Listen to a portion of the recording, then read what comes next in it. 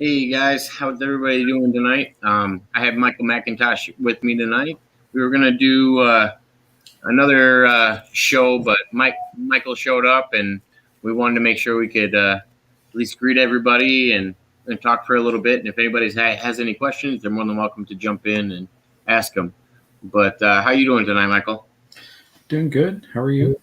Oh, not bad. Can't complain. We've been Same talking here. about offline. We've been talking for I don't know about an hour about some of the current political situations and the way people are handling them in different states and just a little bit of everything. But what do we feel like jumping into? We've talked about music already. We've talked about a bunch of things. I feel like there's plenty of topics we could jump into. If Yeah, there's a lot. I'm always interested in hearing more about your experiences. But I never want to push that on you. And I know if you ever got the notebook nearby, I'm ready to listen. I think I have it right in front of me. Actually, let me see if I've got it in here. I have this thing near me at, at pretty much all times because I'm always trying to unravel my own mind and figure out what's actually in there, and consequently, I keep having these memories that I think it's important to write down because I won't remember them a lot of the time if I don't at least take notes. So, but yeah, there's a lot of stuff that we haven't talked about in relation to those. Let me see if I can find one that's really interesting to start with. I agree with you about the notebook because I that's how I am about I have a dream journal, and if it's not next to my bed, it's like if I have to go looking for it, I've already lost the thought that I actually wanted to get down, and I'm like, I needed all of that. Like I don't want any of it to go away. I need to know where this is at all times. Hmm. Yeah, that's how I am with a lot of things. But So since the last time we talked, do you think you made a few new? You definitely made a few new entries. not since we last talked, but there are some Just recent ones ones. we didn't cover. Yeah, Gotcha. let's see. Wow, some of this is just. I'm looking at it myself, and it's even kind of like, really. You should never But feel that way. yeah, but I mean, you were. I assume that when you write stuff down in there, you're confident about it because it seems like most of the time, everything you've told me, like you've been consistent about it. It's never veered from what you've told me. Sometimes it evolves when we get more detail and learn more about it because you seem to be still learning more about it. But yeah, and I don't want to put out that this sort of skepticism about this type of memory recovery because I do believe that probably there are a lot of people out there in a similar situation because, to my knowledge, these programs have uh, recruited or enlisted the help of, at this point, I think probably millions of people, and most of them, I believe, are still in a situation where they've been blocked from remembering things. So I do believe that maybe at this point we are at a point where what we're doing and what other people are currently doing is just the tip of a massive iceberg, frankly. Um, what did uh, what did you refer to those commands as? uh, well, certain people call them Wernicke's commands. It's spelled Wernicke Wernicke's commands. They're named after somebody. I don't know who, but they're basically commands that are programmed into your mind after an experience by with the assistance of some technology that uh, these that people have, these that military and other organizations have. Um, Basically, used to they place it on your head. It's almost like a cap, and there's hypnosis involved, and it basically results in the forgetting of these experiences by people who have gone through them and been subjected to this thing, this hypnotic programming. And that was where I really got stuck initially. That's how I came to realize these things, because I had an accident, and as a consequence of the accident, I had to go through my entire life history and to uncover the traumas that I had experienced in order to help me personally move forward and heal from the negative impact of these experiences on my emotional well-being, my own psychological well-being, etc. And I got stuck at certain places trying to uncover what had actually happened to me then. And that's when I started to uncover these memories that I had not been aware of until I started doing that process, which was initially at the end of 2017. 2017. Yeah, December 18th, 2017 is my first journal entry. I had a viewer ask me if you knew anything about MyLabs, or if you think that was something you might have been involved in. I've heard of that. That I didn't know if it was comparable, and that's why I asked you earlier about what that command was called, because I didn't know if they were similar. Because people seem to use them in the same context, and I didn't know if they were different things. I don't know much about MyLabs at all. Yeah, military abductions. I've read about them. I don't think I've experienced that, though. There are, people have these. I mean, I'm not an expert on either, but there's MILAB, which is the military abductions, and there's the other extra ET abductions. Yeah. But basically, what people say is that they have these abduction experiences. One are real. It's the genuine, real life ET abductions, and then there's the military abductions, which are they're somehow programmed.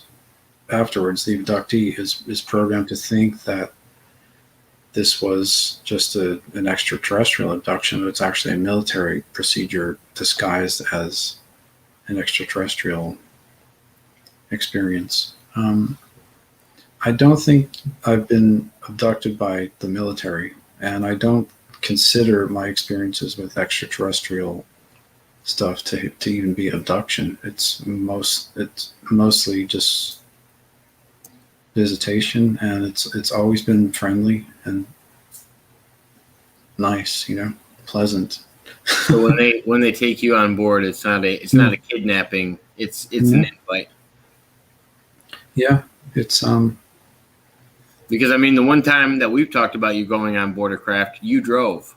So yeah, I feel like they wouldn't let the kidnapped person drive. Yeah, it's every instance that I've recalled extraterrestrial contact, it's been pleasant every time. And in fact, if I think about it, quite often they came in a time period in my regular life when it was almost like an intervention, where something negative was happening in my immediate environment, and the experience took me out of it. So it was almost like a rescue mission in some ways. A lot of them. Oh, so they were almost like watching out for you and kind of pulling you out of bad situations? Yeah, I think so. When I really think about it objectively. There are things that I have experienced. What kind of entities have you encountered when it comes to just when we're thinking? I guess I can't even just say extraterrestrial, but when we're thinking of traveling in any kind of flying vehicle or anything like that. Yeah, those were, if you're talking about that time where I actually flew a craft, that was both of those other beings in that craft were what we call, what people commonly call gray aliens. Was that the only time you were on a craft? No, there are other times I've been on board crafts. But that's probably the most memorable one to me because it resulted in what we now know as the Roswell incident. Yeah, and, that and makes the it pretty formation significant. yeah, and the formation of specifically the Majestic 12 organization, which seems to be pretty important in a historical context because everything that has happened since the formation of that organization has led to the gradual worldwide disclosure of the ET phenomenon to the entire world, obviously, the worldwide disclosure. I've done a little more research into it off of the Mhm. date that you gave, and that does follow along what I was talking about. There was a dentist appointment that the president was supposed to go to, and he like Mhm. canceled it and didn't show up, and the Secret Service didn't know where he was for a period of time, and then eventually skeptics went and said he got like abducted by aliens for a period of time, and they got brought back. And I was like, oh my god, he had a meeting with it correlates with when he would have actually had a meeting with you. Really, I didn't know that. I can show you more about it offline, but yeah, there's been another basic conspiracy theory that he went on a craft, like walked onto a craft with aliens, Mhm. and had some kind of meeting with them, and then left. And which is interesting, like if they pulled you out of a craft with aliens, Mhm. and after you crashed, I could assume that they would think you were an alien as well. Just a humanoid version, Yeah. but. Well, the initial thing they questioned me about was if I was German. Actually, they didn't. They seemed to realize I was a human, but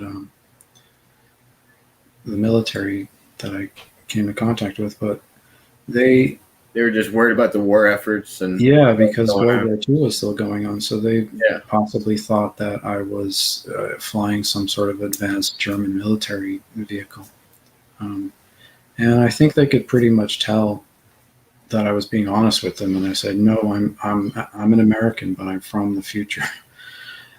So they're like, and I was like, "Look, I don't." Basically, I explained to them that I didn't really have much time to explain to them, but that I really needed to see the president. And I don't know if I told you this last time you were telling that story, but there's this clip in Stargate where the archaeologist of the group they go back in time, and it's during war times, and the guy asks him if he's Russian, and he says no in Russian, and then like the lead character who's actually MacGyver, and the original MacGyver. I don't know about the new one, but the original MacGyver. He looks over at the guy and he goes, "What did he just ask you?" And he goes, "He asked me if I was Russian." He goes, "And what'd you say?" He said, "I said no in Russian." And he goes, just slaps yeah, his head. Like it's weird that like that's the first thing people think of is to ask you if you're from if you're involved in the war effort. Like you just came out of a craft that does not fit this war scheme at all, and that's their first question for you. Like they had to have gotten a little backstory on you when they were like, "Oh, a president's got somebody we need him to talk to." Oh, okay, where'd you find him? Well, he was in a craft with a couple extraterrestrials, and it crashed over here. Like, at what point they go, "Oh, okay, this probably isn't a war effort." Like, it's wild. yeah. Well, they could definitely tell I wasn't German, and I don't really speak a word of German anyway, so it's kind of like, you know, I mean, I No studied frequency French. touch. No No, frequency touch. nine. I studied French, and I took like half a year of Spanish, and I didn't like it. No offense to the Spanish watchers or people, but I just had more of an affinity with French, naturally speaking. Just you know, it was easier for me. So We're yeah. so you didn't. All right, I don't know. You don't have to answer me, but I just want to ask this question because it came to my head, and I feel like you won't answer me, but it's okay because you Okay. don't want to give out the location of this place. I feel like when they picked you up, originally to go do the when they picked you up in 2019 to go do the event in Mhm. Roswell. I think you were in France. I was not in France. Okay. I'll tell you where I was. I was in Ireland. Oh, okay. You didn't disclose that before, so I Yeah. appreciate it. That's awesome. It's Learning new okay. things. Yeah, it's fine. I think. Um, yeah, So I was now in. my next one is I got to figure out where the meeting was. Um, That's gonna yeah. be my next one. I got to learn Which meeting? the meeting with Mr. Phillips and a few other time Oh, participants. yeah, yeah.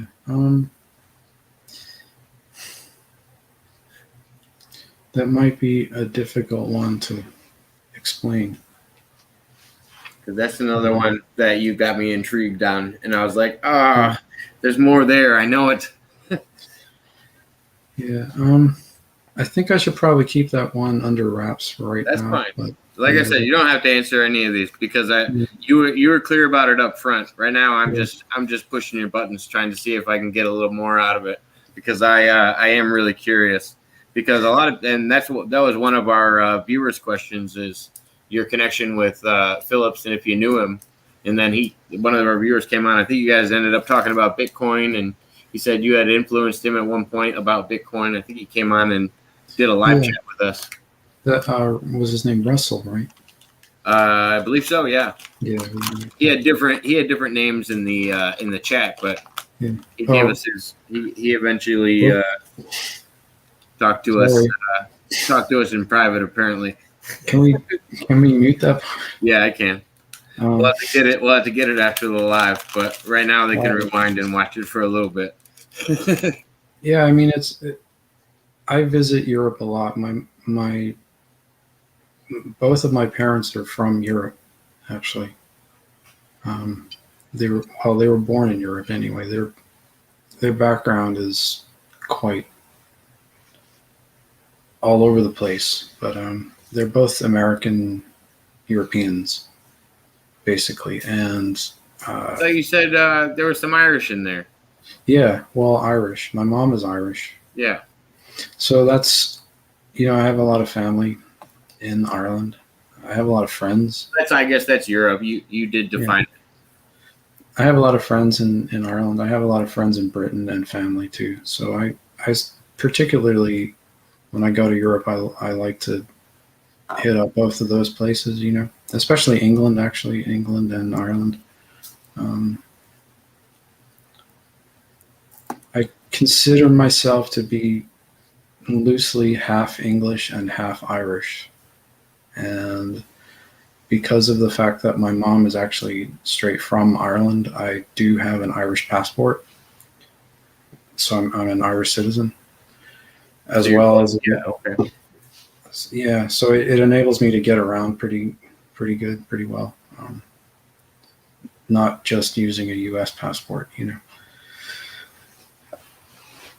As interestingly, a lot of CIA people are in that situation. There's a lot of CIA people with Irish passports because the Irish passport it makes it a lot easier to travel Why because of does it the make it easier? because of the political situation in Ireland.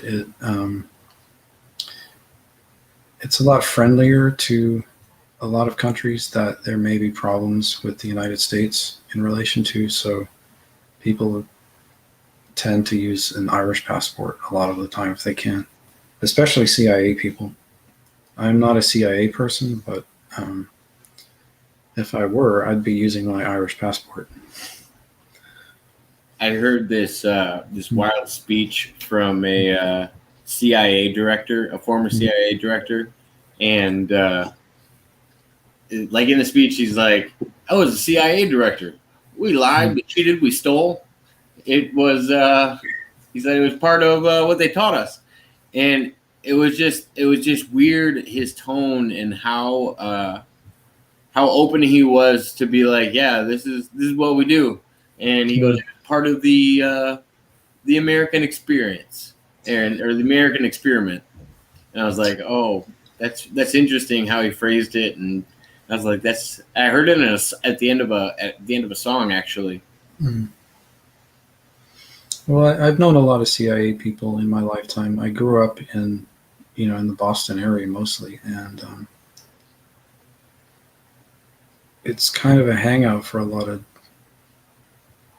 agency people, and they live there too. So I grew up around a lot of those people, and they're all right. I mean, they get a lot of bad press, Yeah. But I think I feel like in the CIA, it's like the old West. You got the good, the bad, and the ugly. But most of the older CIA members that are a little more corrupt, I feel like have died out. Hopefully, but I don't know the current scheme of things. Yeah, the ones I grew up with anyway were, basically ordinary people, family people. A lot of them, just trying to make sure that the country's moving forward in a positive direction overall. And, they care about the United States. They care about people around the world. A lot of them are very, spiritual, religious people. I've never had bad experiences with CIA people, frankly. Well, that's good. Yeah. That's great. Most people don't always say that, so that's great that you at least experienced the. There's few.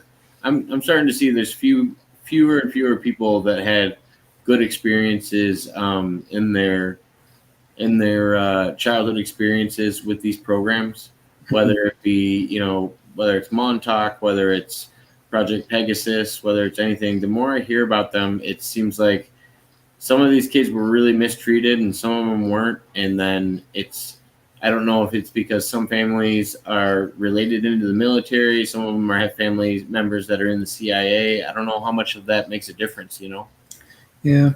Plus, I've thought about that too. And I think maybe on some level that people can sort of perceive things that aren't necessarily really the truth, or and they may tend to think that they're being abused when it's just, I don't know. I mean,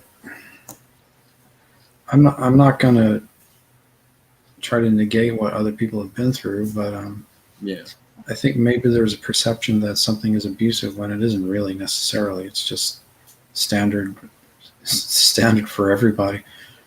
Could it possibly be that same pain that they used for you to block those commands that we were talking about earlier? Could that be that pain response when you're remembering things, or the abuse to remember? I don't believe I was abused, honestly. I mean, well, no, I just didn't know if those kind of thoughts can be put in your head or something like that to distract you from what was going on. I don't know. I'm just curious, outsider's perspective, trying to figure out why they would abuse these kids and what they were trying to get out of it. But it just seems to be a common practice along some of these programs. But I've had two people on that said they were treated positive. Well, I've talked to two people that said that they talked positively about their experiences as a child and they never got abused. But everyone else I've talked to when it comes to that has been like, oh, no, this is what happens. And I wonder if it's the same for everybody or if it's like, I don't know if you know Al Bielik's story at all. He used to talk about picking up people that didn't have families on the street. And I didn't know if they treated somebody like that didn't have a family and that people weren't worried about differently than they would somebody that, their dad's in the CIA or the dad's in the military. I mean, you would expect they would because that person might be, be missed, but who knows? I don't know enough about those, frankly, to really have an opinion. I've never really experienced or witnessed anything like that. I think, generally, like, what, yeah, I mean, what I've seen is that people involved in any of these types of things were generally well treated and, maybe toughened up a little bit, frankly. And that's Maybe really it. possible. I, I don't know if you considered if any. I don't know what's going on in any of these people's minds or what actually happened to them that are saying that they were abused, but Yeah. I've never witnessed that, and I wasn't. And like I And said, as soon as I heard you say that, I was like, "That's great." Like, I'm glad you don't have one of these negative stories that it's hard to hear some of these abuses, but I mean, it's hard to speak on it if you've never experienced it. I totally understand. But yeah, I had some questions actually coming in for you. I don't know if you saw this on the bottom of the screen. It says, "Does Michael believe in the prearrangement of the U.S. president, like someone who is chosen to be so, and when his term ends, the other will fill his shoes?" yeah. I don't know if that necessarily always happens, but I do believe it has happened, and it will probably continue to happen, because especially the position of the presidency is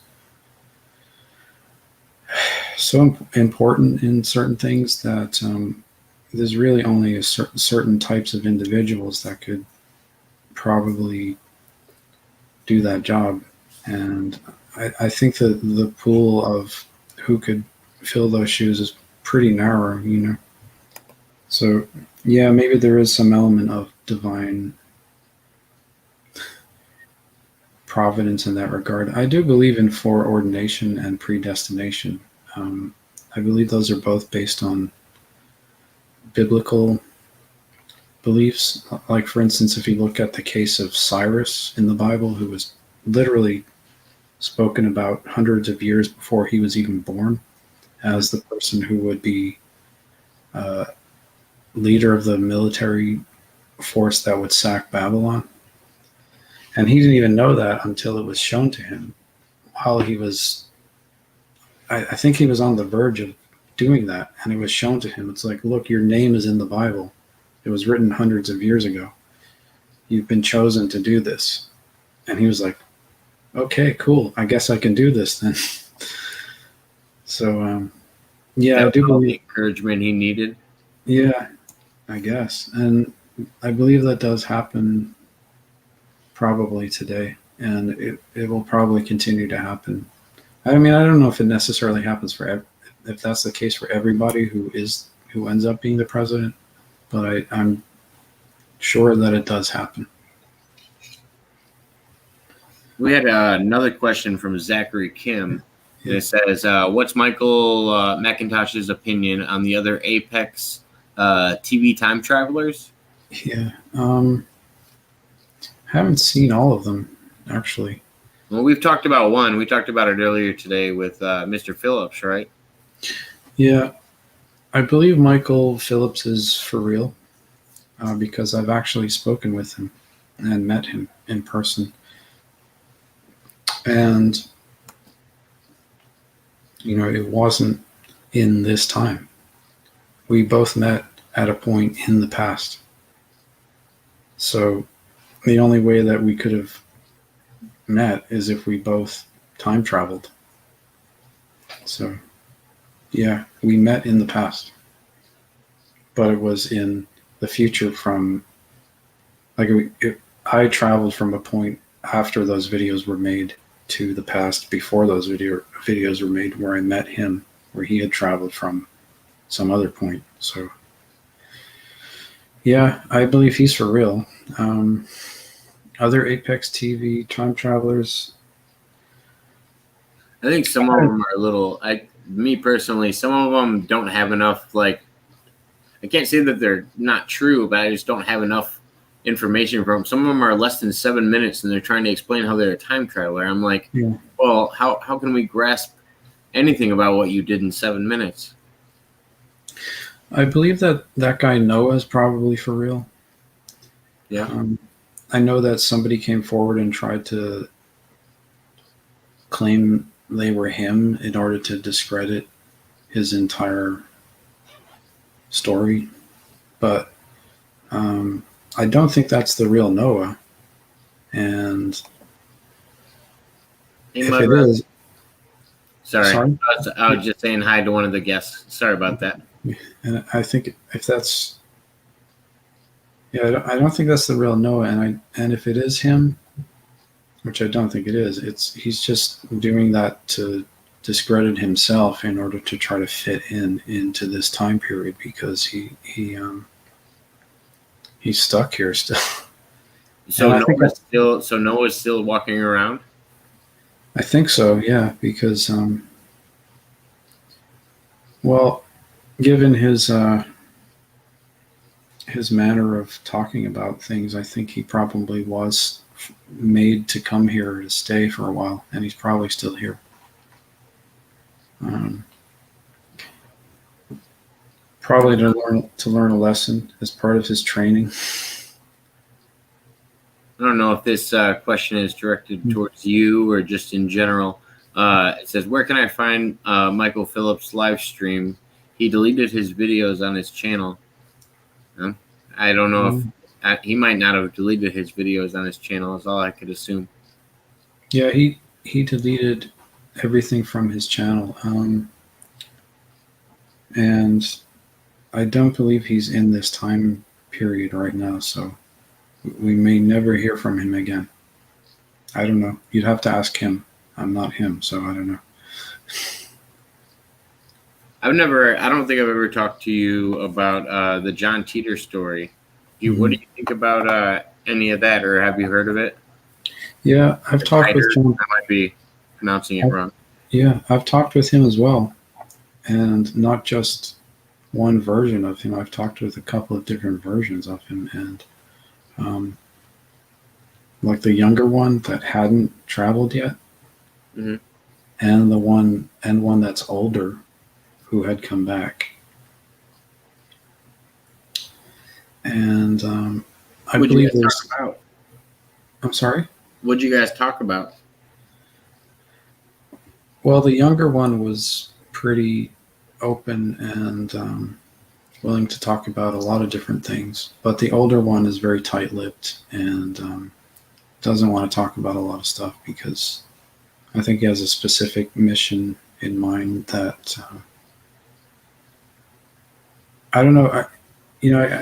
I think that a lot of these people have their own agendas and are trying to change the timeline to make their specific agendas, to attempt to make their specific agendas come true. But like it's a competing effort, and you don't necessarily know who's on your side and who's not. Well, I mean, I guess you can't even pick sides, because there's probably multiple outcomes, where it's not picking sides really, of alternate futures based on people coming back and altering it.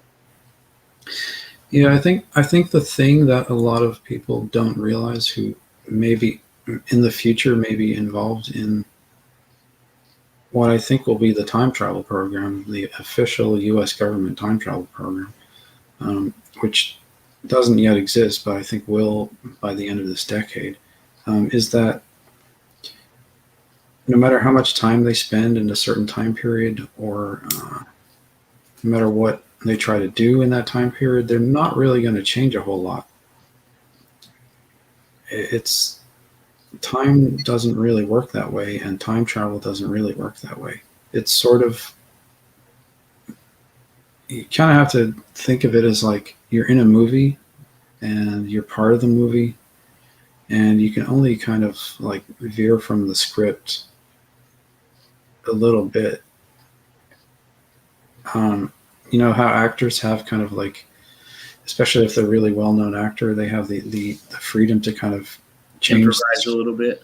Yeah, they can change the script a little bit, but ultimately it's still the same movie. You know what I mean?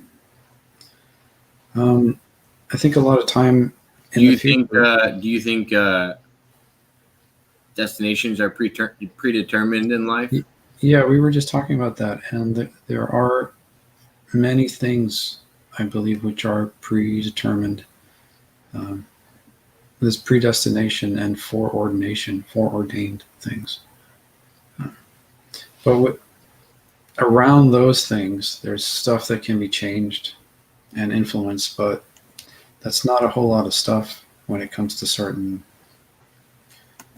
things that are inevitably going to happen in the future from where we are now.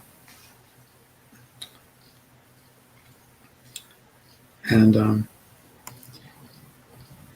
you know, there are what is it, 10 stages of grief? Yeah. Right. So maybe a lot of those. I think with the changes that are going to take place in our lifetime, the inevitable changes, there may come along with that a lot of grief, and people may try to react certain ways by going backwards and trying to change things so that those things don't happen, and trying to prevent this, that, and the other. Or Well, how slight of a change do they need to make in order to adjust the future? Is it as easy as like the butterfly effect, or is yeah, it? it's really not that easy, honestly. I mean, if you think about it, everything that's going to happen has already happened Yeah, in many instances, right? Like if you went yeah. If it's forward, meant if it's meant that you go back into the past, you have to go there in order for it to make for it to feel how it's supposed to happen. So yeah, it might not have happened to your current timeline, but it's going to happen at some point. Like there's a predetermined route that you're going to take, even if you yeah, haven't gotten to the future form of it yet. yeah, and even if you try to change something, it's maybe that you were meant to do that and you were meant to fail at it. You know what I mean? We don't know what's meant for every person. It's just not. And I think that people can become very egotistical and think that, oh well, I'm going to do this, I'm going to change this, and it's like, well, who are you? You know what I mean? Who am I? Who is anybody? We can't. You know, physics doesn't work that way. Do you think it works better at I mean, at least establishing a collective? Like if a bunch of people feel that way, you know, trying to spread your message in that sense.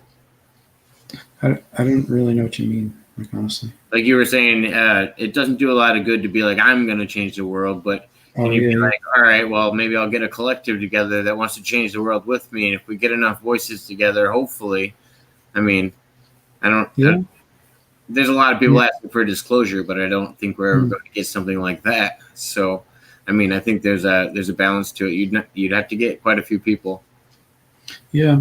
Well, maybe we're at a point where that's naturally supposed to happen, and because of that, it will result in some very major changes that some people just don't like, you know, and they might want to try to alter that from happening, but they're going to fail if that's what's meant to happen.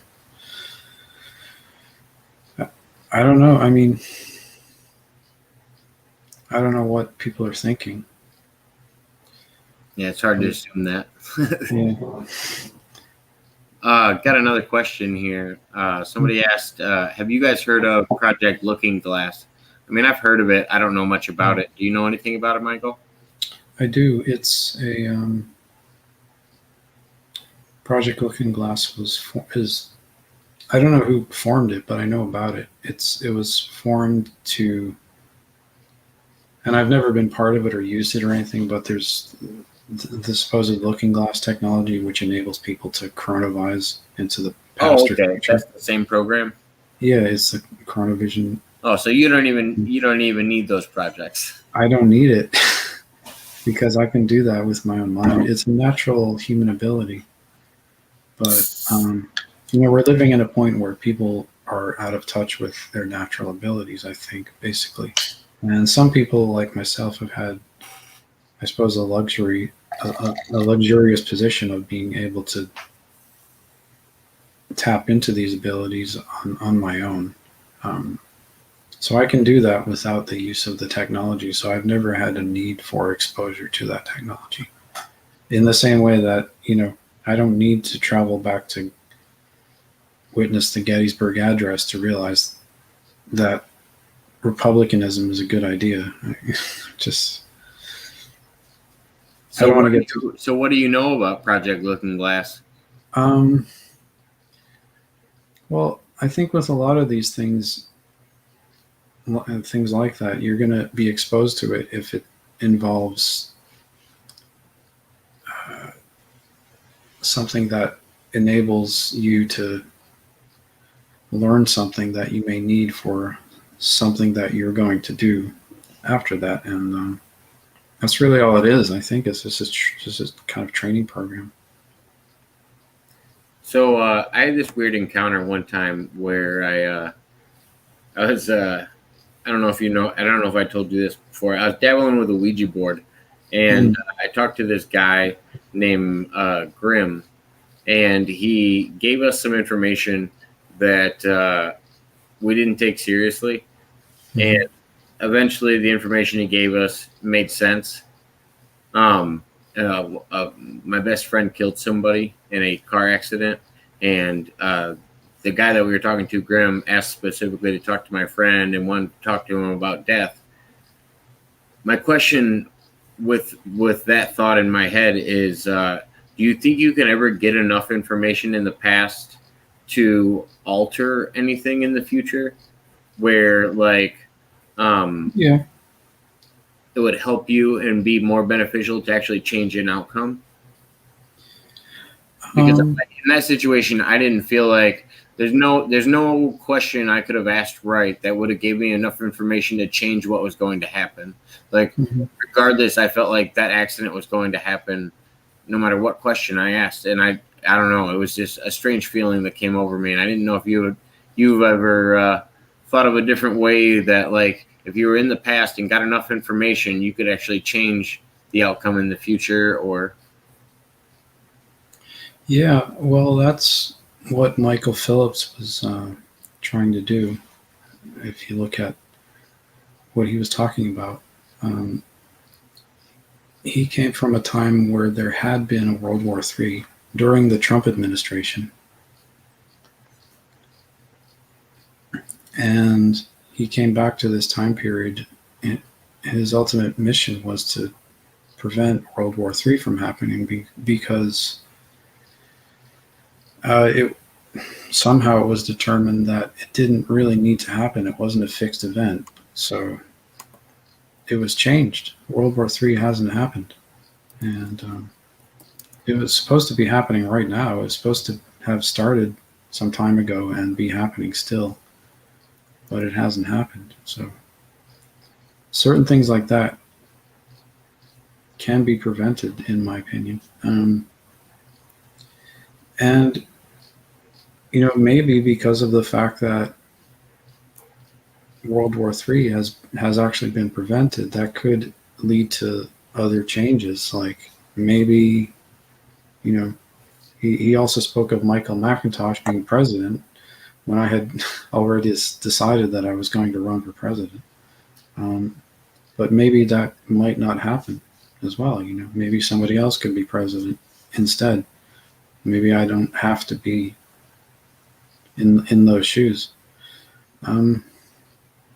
We just don't know. So, but I'm still running. So, I wonder if suppressing stuff like that, like suppressing a possible war outcome, which, like, when I think of war outcomes, I feel like it's a built-up collective energy of some kind of negative actions, and if you changed it where, like, I don't feel like you're changing all of those people's opinion about why they're going to war. I do feel like you are changing the outcome of things, but don't you get like this built up amount of energy or something, like where it's bound to happen at some point? Like you have a like a Mount St. Helen down there somewhere getting ready to take off and unboil.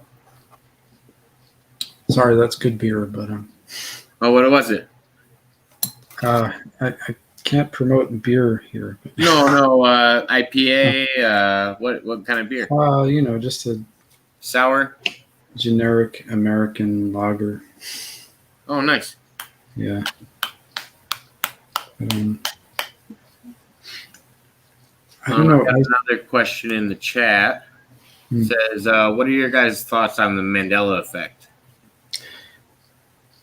I believe that has happened. In fact, I think there has been a massive Mandela effect this year. Just most people won't notice it.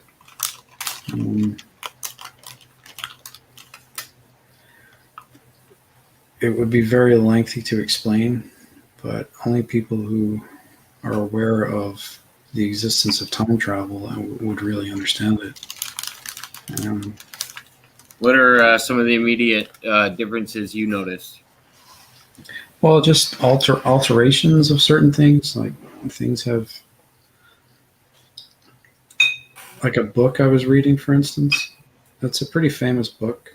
I've been aware of it for years. And this year I noticed, after the supposed change of, after the prevention of World War III, that this book had changed as well. It's kind of like, yeah, things like that. But yeah, the Berenstain Bears. Yeah, I don't know enough about Barnstein. that. It was a well, not really a comic book. It was a cartoon book that they had, and they also made a TV series out of it. And some say it was the Berenstain Bears because they were bears, or it was the Barnstein Bears, or the Barnstein Bears. Yeah, I don't know. I don't remember what it was either, and I actually watched it, and it would make more sense to me that it was the Barnstein Bears for some reason. I don't know. Well, maybe in your timeline it was. Maybe the whole time, yeah. Yeah, and somehow the timeline changed, and thus that changed as well. These are examples of the Mandela effect. But yeah, that happened to me this year. I don't know how many people will also notice that same change. It might be very few, because it's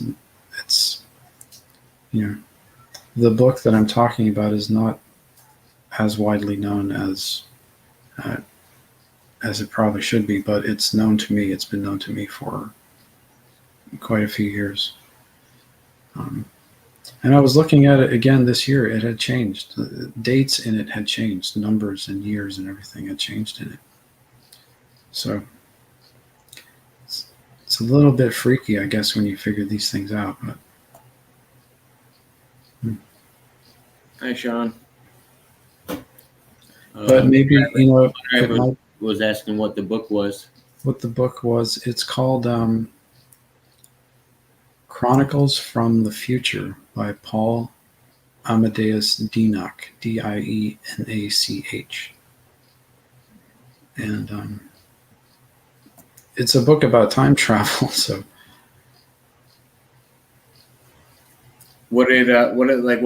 does it cover, like, how to time travel, or is it, about time traveling? Like, no, it chronicles the experiences of a man who was born in the early part of the 20th century in Europe, and he experienced a coma, and he was in a coma for like a year.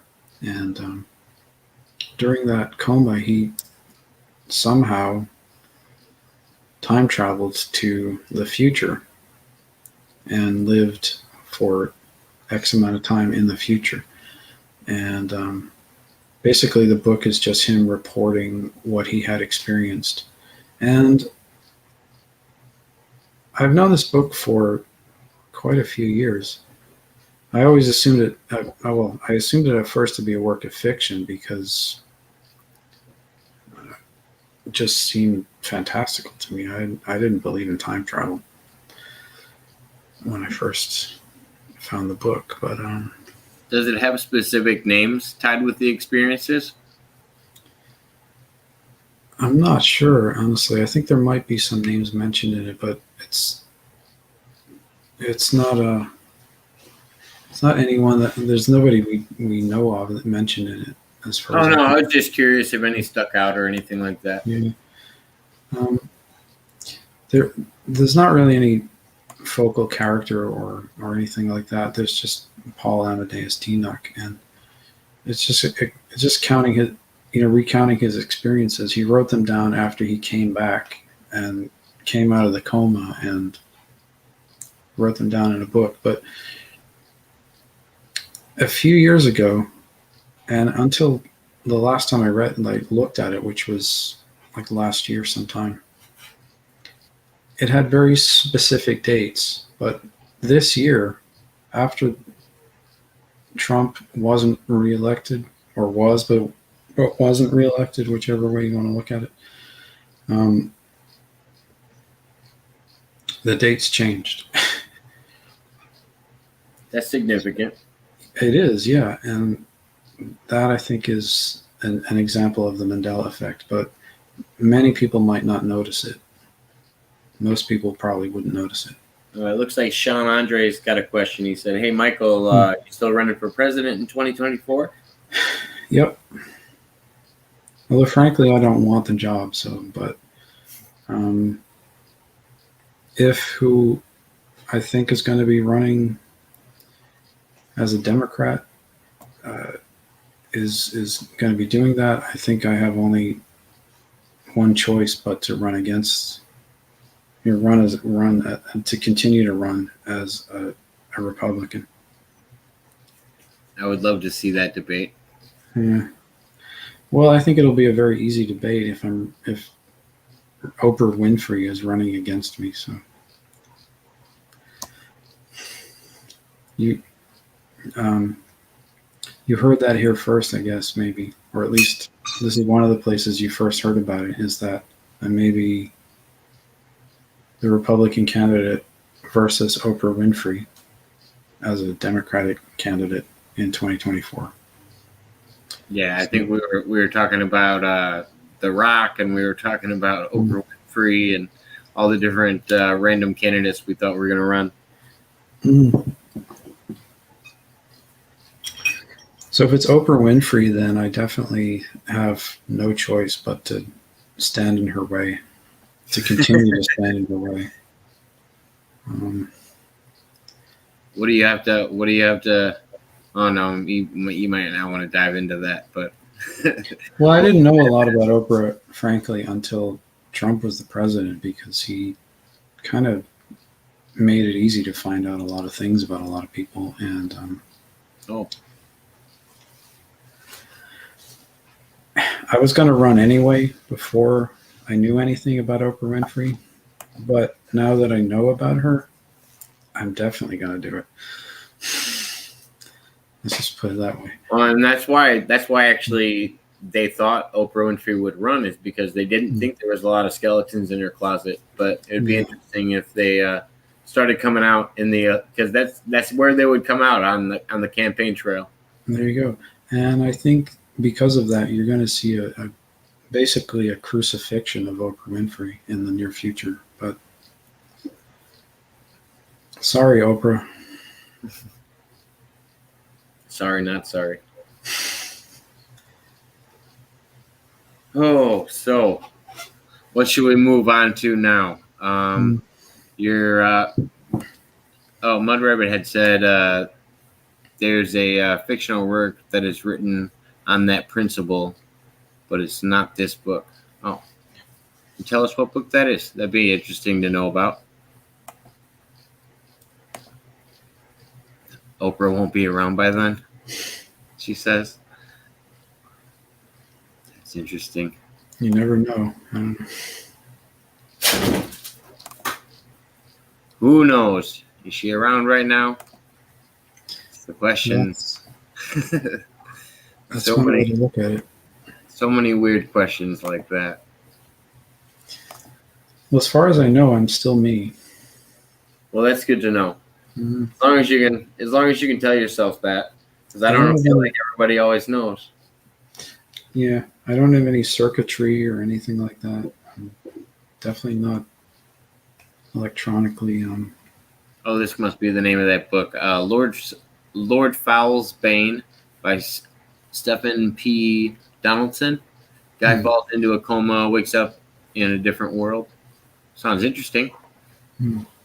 That's for sure. I don't know anything about that one, but it sounds similar to Chronicles from the Future. I can't help but think some works of fiction have elements of truth in them. Yeah, it's possible. I feel like some of the more mainstream ones do, and it's like a drip drop of subtle disclosure. But I don't know. What do you think, Michael? That Yeah, I people agree have for sure. Yeah, I agree with you for sure. There's definitely a lot of. I mean, I think we'll figure out eventually. Most of us will figure out that time travel has had a huge impact on uh, our past, our present, and our future, and um, that a lot of things are basically just disclosure, but it's done in a way that makes it more palatable to the public than just coming out and saying this is how it is. This is you got to make it entertaining. There's a lot of entertainment where the truth of things is just kind of slipped in there. A lot of books, a lot of movies. At this point, probably news, even some news at least. I know a lot of it's junk, but there's not all of it is junk. Do you think if we ever had public disclosure about time travel, or we just figured it out that people were coming into the past to alter things, do you Mm-hmm. think as a society people would get together to try to stop time travelers from altering? Like if or do you think they would be open for it and feel the time traveler out and hear their story? Like how do you think it would go down if it was a public knowledge? We've never experienced anything like that. Just you know Yeah, I don't really know, honestly. I mean, maybe they would, and maybe that's why a lot of the people who have come back or supposedly come back are very careful about their identities and locations and this kind of thing. yeah, Yeah, you'd have to be. you definitely would. Oh, so I asked you offline a little bit Mhm. about. I had a viewer message me the other day, telling me a little bit about what was it, Bitcoin wallet, I think. Mm. And I wanted to ask you if you knew anything about it, and if you knew any reliable sources about it or anything like that. Because I typed it in when the user sent it to me, and I was just like, well, I don't know enough about it. I brought it up, and then there's at least 10 options of like names of people that call themselves the number one Bitcoin wallet, Yeah, and I'm thinking about adding one on my page, and I assume you would have a little more knowledge of it than me. You know more about Bitcoin than myself. I definitely do. I've been involved with it since 2017, um, and I get every every day and week even more involved with it. Frankly, um, the best thing to do to store your Bitcoin is to just store it exactly where it's stored, which is on the blockchain. And there's a portal that you can access the blockchain with. It's very simply blockchain.com. And any other way to store that, to store Bitcoin, is a third party. So the question is, do you really trust a third party to store your Bitcoin for you? What Or would you percentage are you giving away?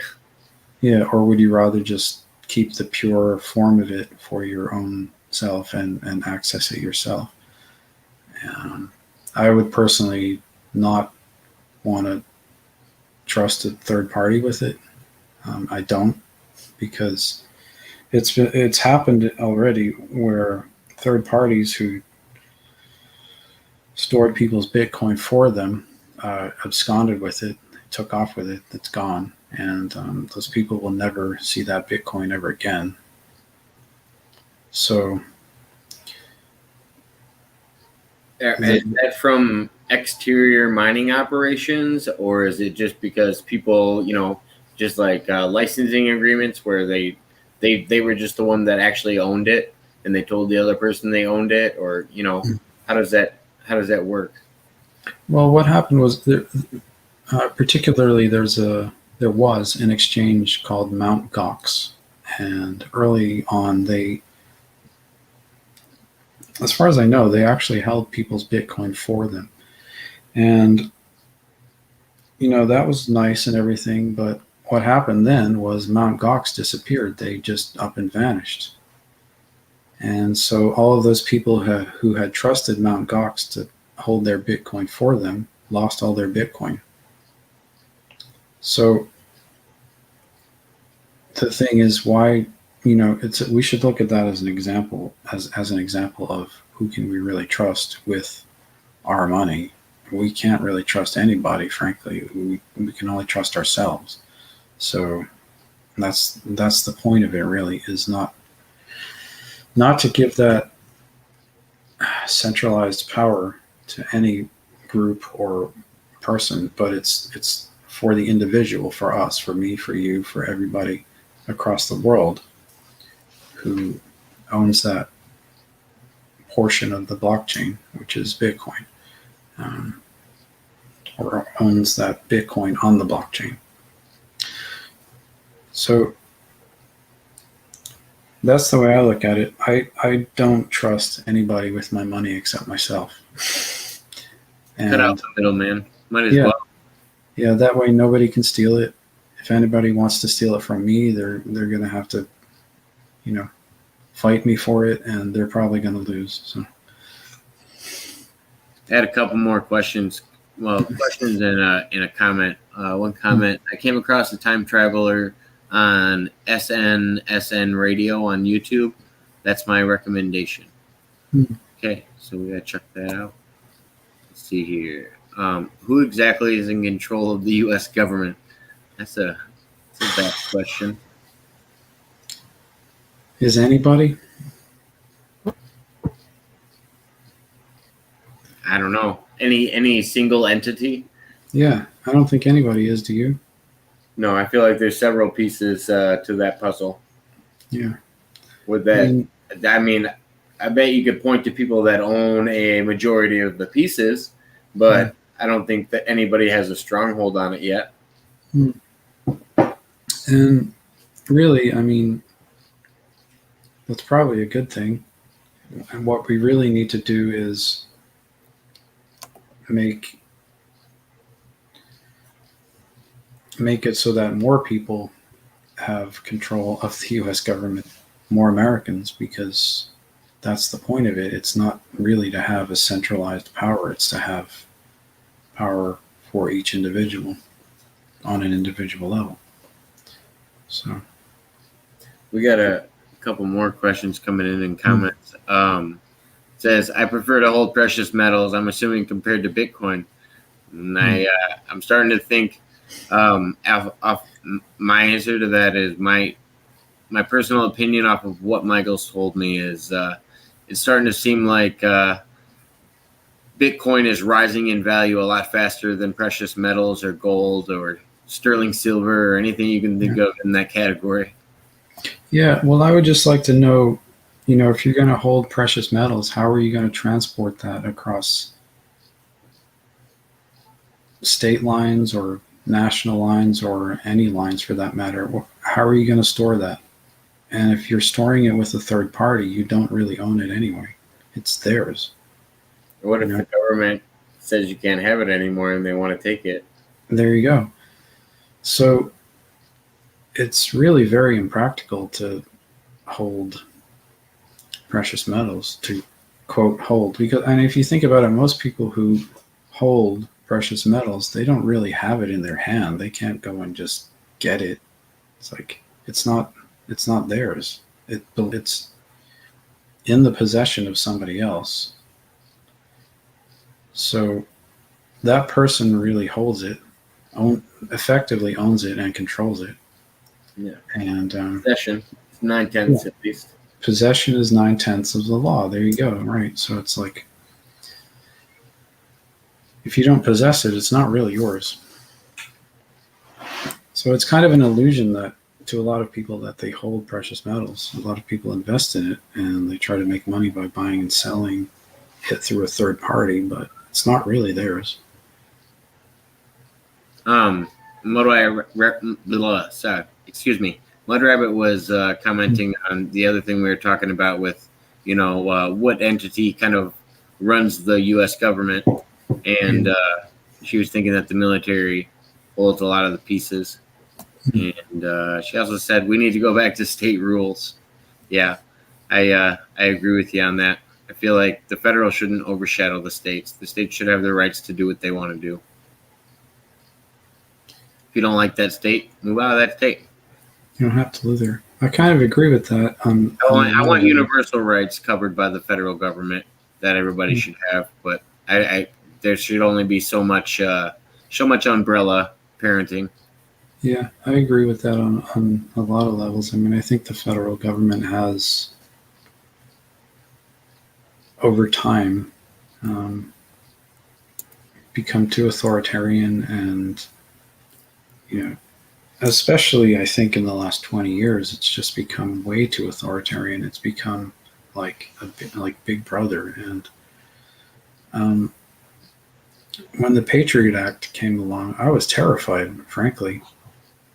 To me, that was just a massive overstepping of the federal government's constitutional authority, and we need to get as far away from that as we can without breaking up the United States. I think it's important that the union continues, but I don't believe that that's the way to do it.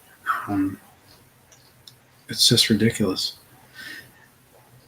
And for people to use the term patriotism as a way to justify effectively corporate fascism is just ridiculous. And the fact that it was a very small minority of people that I could notice were even saying anything counter to the, even expressing an idea that was counter to the Patriot Act and its goals. It just made me very angry, frankly. It's understandable. Yeah. Oh, Edwin, the guy I was talking about that brought up the Bitcoin wallet. He just commented. He said, "Bitcoin all day, every day." I said, "What's up, guys? How you doing, Edwin? Hope you're having a good day, whatever's going on." Are you mining? Do you mine Bitcoin? Tell us more, Edwin. What's your involvement? Mud Rabbit says we need to get civics books back in school, or civics in general back in school. Yeah, that's true. Good idea. Wouldn't hurt. Well, that was my favorite class in 8th grade. So I haven't been to high school since the 1990s, so I don't really know what's actually going on in public education. But yeah, I think it's important that civics education be part of the curriculum, and if it isn't, that's terrible. I don't know if it is or isn't. Is it? Or I never had the option of taking it. What did you like about civics? What did I like about it? Well, it taught me that. What's your favorite? I guess it taught me that it is possible to actually have, if you don't like something, you can actually change it. Basically, you don't have to just sit back and take it. If something's affecting you negatively, you can actually, and something's affecting everybody, especially, you can actually proactively get involved and change it. And it's not as hard as you think, It's not as hard as we're told to think. just requires a little bit of extra work. Oh, Edwin says, I mine it, I buy it, trying to get as much of it as I can. Cool. He said, all is well over here. That's awesome. I hope you're, empowering yourself to be the owner of it, not, and not giving that power away to some other third party, because that's what they want you to do. But the point of it is that you own it yourself, and nobody can take that away from you unless you give it to them. So. Yeah, Ed, but I don't know if you just got in, but we just got done talking about third parties being involved with Bitcoin. So if you want to watch at a later time, rewind and check it out. We just got done talking about it. You might be interested. Mud Rabbit. It's not in schools now. They're not even teaching the kids to write in cursive anymore. Yeah, I didn't really get forced to, unless I was doing signatures. I knew how to write it, but I noticed my daughter didn't really have to do any of it at all. Having to teach my grandson how to read, and it's all important documents are writing in cursive. Yeah, it's weird when people can't read it.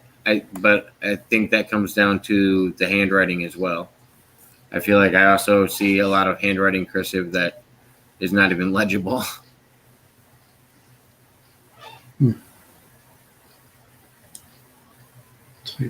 Okay. Yeah, I mean, that's unfortunately going to happen the more we use computers. I think it's almost unavoidable, but. Did they push cursive on you in school? Yeah, I mean, I took handwriting classes and stuff really young, in school, but yeah, that was really early on. But like, they also taught us how to type in like 8th and 9th grade. We took like a whole year of typing class, and I guess that's kind of where it's going, frankly, and it'll probably become more like even voice to text. That's another thing I think is going to happen, is more voice to texts, or just non-text even. I mean, we're communicating right here, but we're not even using typing or writing or anything. So it's kind of like, it seems like the future will sort of obsolete all of these things, maybe eventually. But hypothetically, how long till you think we're at a sellable way to telecommunicate with each other, or to, well, not telecommunicate, to send like a thought message to one another? Telepathy. I don't know. Just hypothetical, like think it's 20 years out of our range. I mean, I'm not saying the public revealance of it, but just our general ability as a. I mean, I also am curious of how long until they can sell it to us, because I feel like there's people that can do it already that you can't sell it, but some kind of product where you could actually, guarantee that it would work. Or do we maybe have something like that already? I really don't know. I do know that it's pretty much a natural ability for people to be able to communicate telepathically, but most people either are in denial of it or unable to do it, or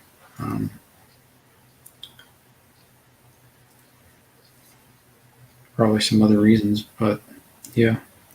Actually, let's jump back into that, because I feel like you have a different perspective of it than most people, because you have these abilities that we talked about earlier when we were talking about Project Looking Glass and Chronovision. You have these abilities that a lot of other people don't have when it comes to being able to do things that everybody else needs a machine for. And we've talked about a few of them. I don't know how many we talked about on air, but how's your chronovision abilities? Well, I've just had a whole beer, so it might be a little muddy I'm not asking you to use it right now. I'm just right asking now. if you remember any of them. Yeah, right now it's still pretty good. I mean, I can do that if I need to, or even I want to for a reason. It's still very tiring and taxing though, but it's not like I could just do that anytime I wanted to for any reason. But I can still What do is it? that. What does it do to you when you say it's taxing? Does it give you like sore muscles? Does your head hurt? Do you get headaches or? It's tiring. I mean, it's like if I ran a mile, it would be the same as that. I might be a little tired afterwards, so I don't want to just like run a mile whenever I feel like it. It's reserved for certain things. Man, that's wild. Yeah. I don't. I can't even fathom how you would be able to use your ability, control your mind that well. You seem to have control over your mind more than the average person. That's why I was trying to point out these things because most people think that there has to be technology in between, and they can't fathom how that would work. And it's just Yeah. so interesting to me. Yeah. Well, the human brain is far more powerful than the most advanced computers still. So it's kind of like um, there's really no substitute for it with even the most advanced technology. It's kind of like that. I mean, it's not like I could use my brain though to kind of fly fly back in time and thousands of miles across the planet. That would be really hard. It might be doable though. I don't know. I haven't tried it. I thought you have tried it. Hmm. Well, I wasn't using my brain then. You weren't using your brain to operate it. It was manual. No, no, it was like biometric. That craft was if I recall correctly, which I do. It was biometrically um, guided. Like it was almost as though it was like biometrically and mentally sort of guided. Like it needed my physical body to do it, but I could use it, my mind as well to kind of dictate where it was going and what it was going to do. But it needed my physical presence uh, to actually ensure that happened. So it's the best way I can explain it. But yeah, so it was like, okay, I want to go there and then, and that's how it worked. But I had to physically be there in order to make that happen. It couldn't just do that. I couldn't just obviously Wouldn't think. just you couldn't just stand there. It wouldn't operate by itself. You had to almost be involved in it. Yeah, that's how those things work.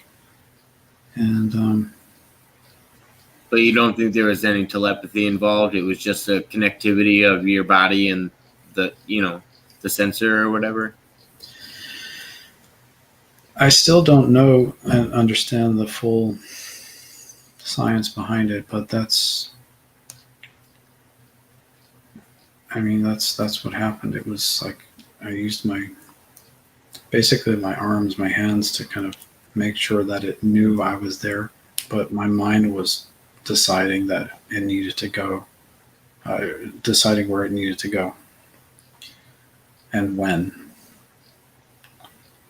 And it just followed that. So yeah, that's how those things work. It's wild.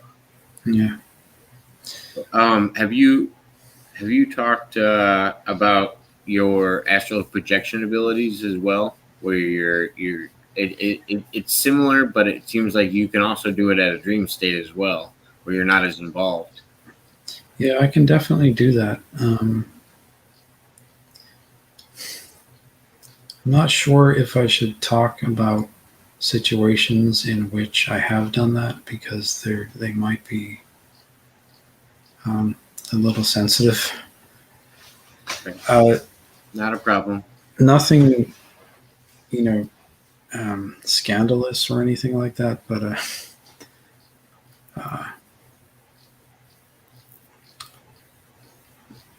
it's probably good that I don't talk about those things just yet. Maybe in the future. But yeah, astral projection is a real thing. I can do that. That is extremely tiring. It's like there are people who have done that who have literally died from it because it's that exhausting. Oh wow. Yeah, I don't know if you're familiar with a man named I think it's Edgar Casey. Yeah, no, I have his book literally right above this screen where you can't Yeah, see it, but okay. He astral projected quite a lot, yeah. and that was to the point of where it literally just exhausted his body. And I think he might have abused his powers a little bit. He was yeah, trying to, I mean, at the same time he was still documenting it all for like, historical purposes and research purposes, but at the same time, yeah, he had been taxing the system. But I've dabbled in it. I'm like when I get myself in a sleepy state between like when I'm awake all the way and not, and then I try to pull myself away from my body, and mhm, there's there's there's results. I have to admit yeah, there's things that have surprised me about doing that. yeah. And a lot of it, I believe, has to like certain genetic backgrounds have more of a proclivity, more of an ability to do that sort of thing than others. Um, it's just more a part of certain cultures and DNA strands than others. Um, I think specifically if you have like Irish DNA as well, that's really helpful in being able to do that kind of thing. Um, What's the benefit of being Irish? well, I think if you look at Irish history, that sort of mystical, so-called mystical stuff is more a part of that culture than others. It's less of a warrior culture than other European cultures. Uh, when other Europeans were clubbing each other to death, the Irish were advanced spiritually with literature and all manner of learning. And in fact, it's credited to the Irish that uh, the teachings of Christianity were preserved while there was the Dark Ages in Europe. So it's kind of like that. Is that what we were Um, talking about before? So is that when they were the British though? it was long before that. That was before the British came along and tried to take over. Um, I but didn't yeah, know the so timeline. yeah, the Irish have a very long history of sort of esoteric uh, studies and exploration. So it's kind of in the DNA of any person who comes from that kind of background. Um, I'm sure there are others. I don't know about the specific ones, but I know that in my instance, it's the Irish DNA that really helps with being able to do that kind of stuff. Yeah, I don't know much about beneficial DNA or lineage in that sense. I Yeah, wish I knew more about it. You're more of a history buff than me on most cultures and outcomes of wars because I haven't studied them as well as you.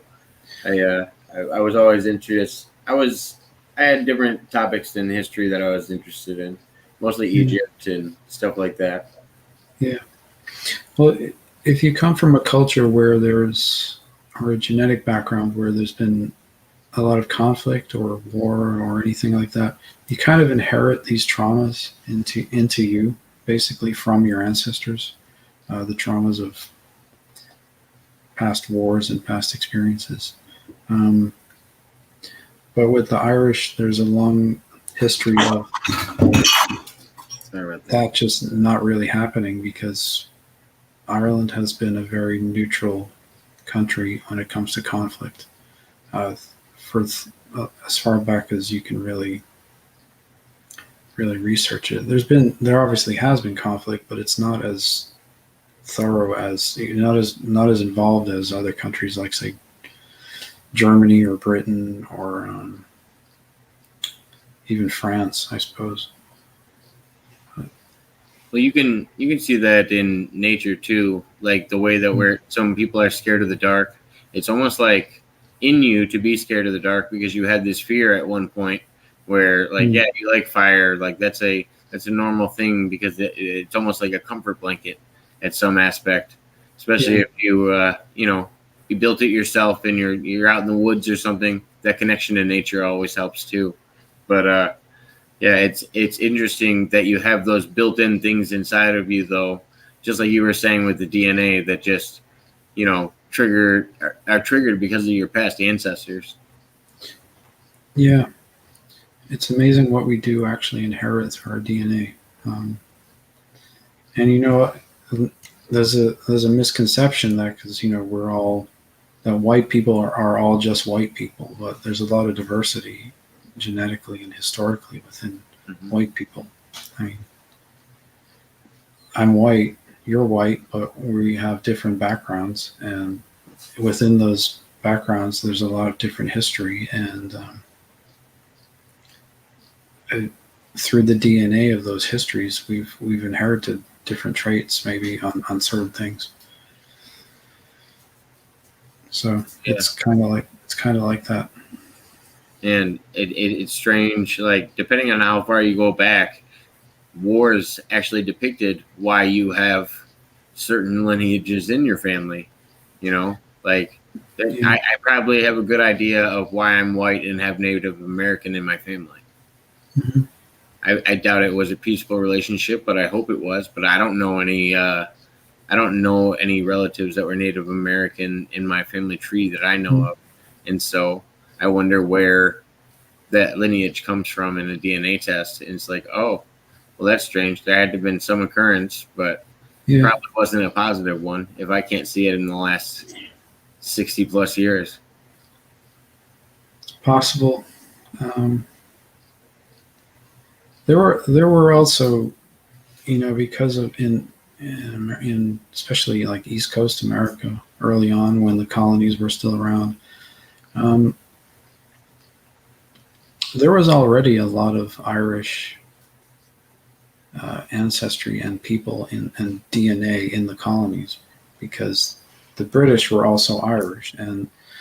But the thing about the Irish in the colonies is that they were very sympathetic towards the Native Americans because they had come from a situation of being oppressed by colonialism as well. So there was a tendency to identify with the Native Americans in that regard. So actually, the Irish and the Native Americans got along really well, and even today, to this day, still do. Like me being from an Irish, at least half Irish background, I get along really well with Native Americans because there's that identifying thing, that common historical thing where our people were oppressed by colonialism. Um, and even George Washington, who was probably in large part Irish, I mean, he strongly identified more with the Native Americans than he did with the British because Yeah, that makes sense. yeah, Otherwise, why lead a revolution? and he viewed the natives as his people. He was like, well, they're my people. I'm from here. These are my people. They're over there. They're not really. I come from that, but those aren't my people. Um, that's why the revolution kind of took place. Was a huge level of sympathy towards the Native Americans. Um, in fact, I'm pretty sure Washington had gotten really tired of fighting against the Native Americans on behalf of the British, and that was a huge factor in the American Revolution. Um, and to this day, Irish people are still like that. I mean, Irish Americans, Irish Canadians, actual people from Ireland. Uh, there's more of an identifying, more of an affinity for the Native Americans than there is for even the British culture a lot of the time. Yeah. Yeah. I guess that's how I am. I mean, Well, let me ask anybody else in the chat. If you guys have any more questions, feel free to ask. But probably already been on for an hour and a half on air and probably an hour off air. So if anybody's got a few more questions, or if you got anything else you want to talk about, Michael, feel free to chime in as well. Yeah, and we still haven't even gotten into this diary. Oh, we got plenty of things to talk about. I know that. I just didn't know what we had the energy for, if there's people still watching or.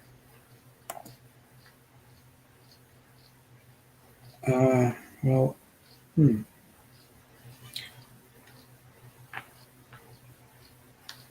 Well, let's see.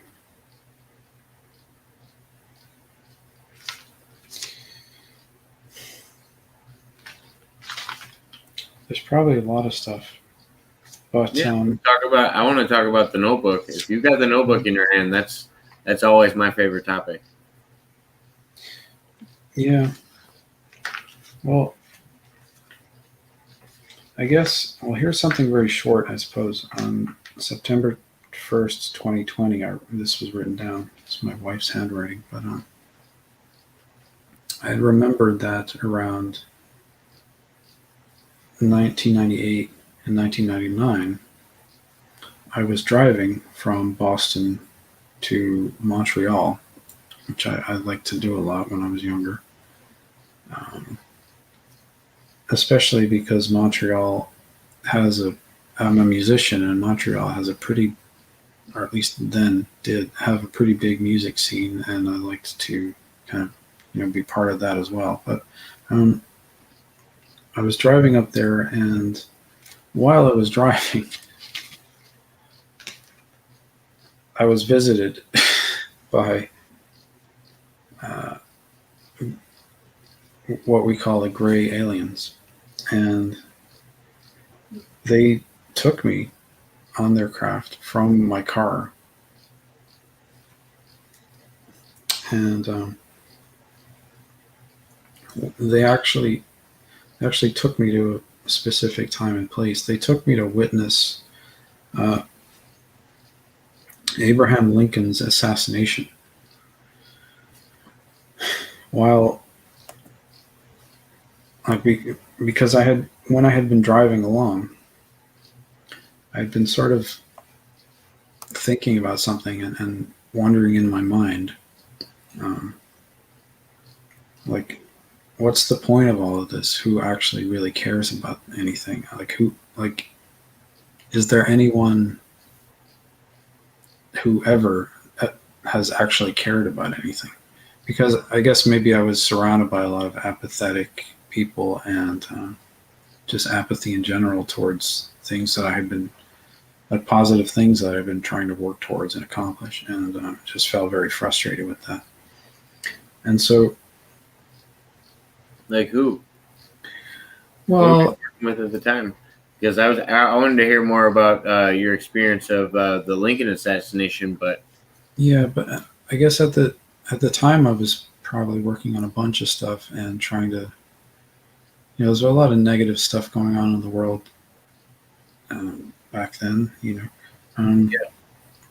I had been up to that point, I had been part of the marijuana legalization movement in Massachusetts, where I thought it would be, and a lot of people thought it would be a positive idea to try to help make that legal, and it would be a positive change.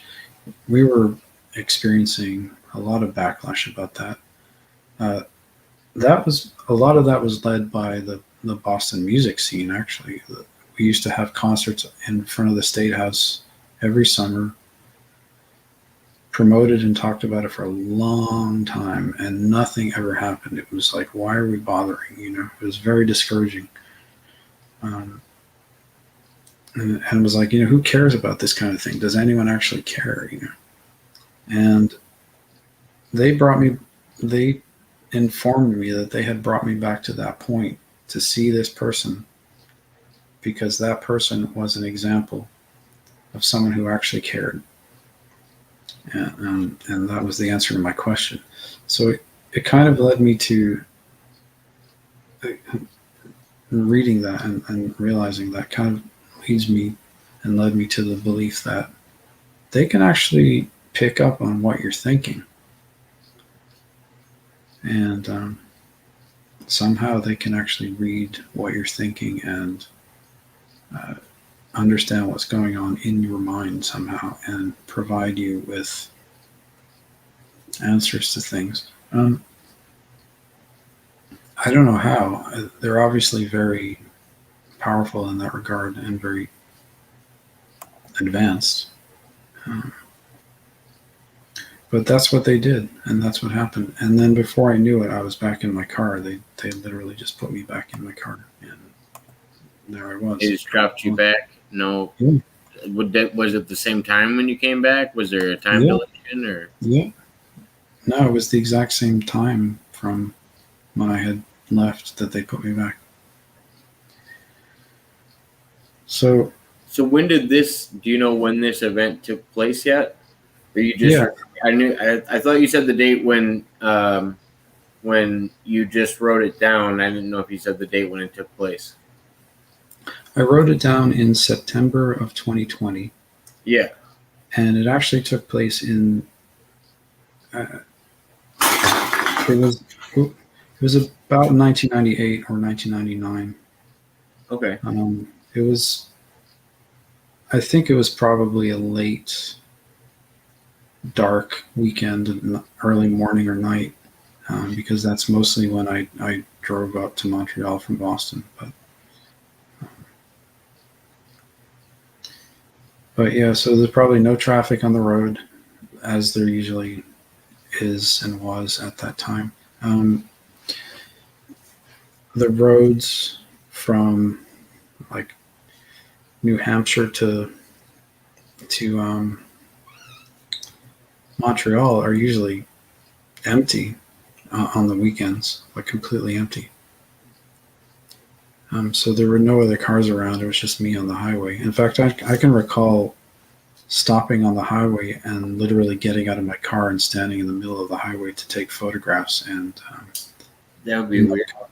Yeah, no cars coming for anywhere. Like you can't even see headlights or anything.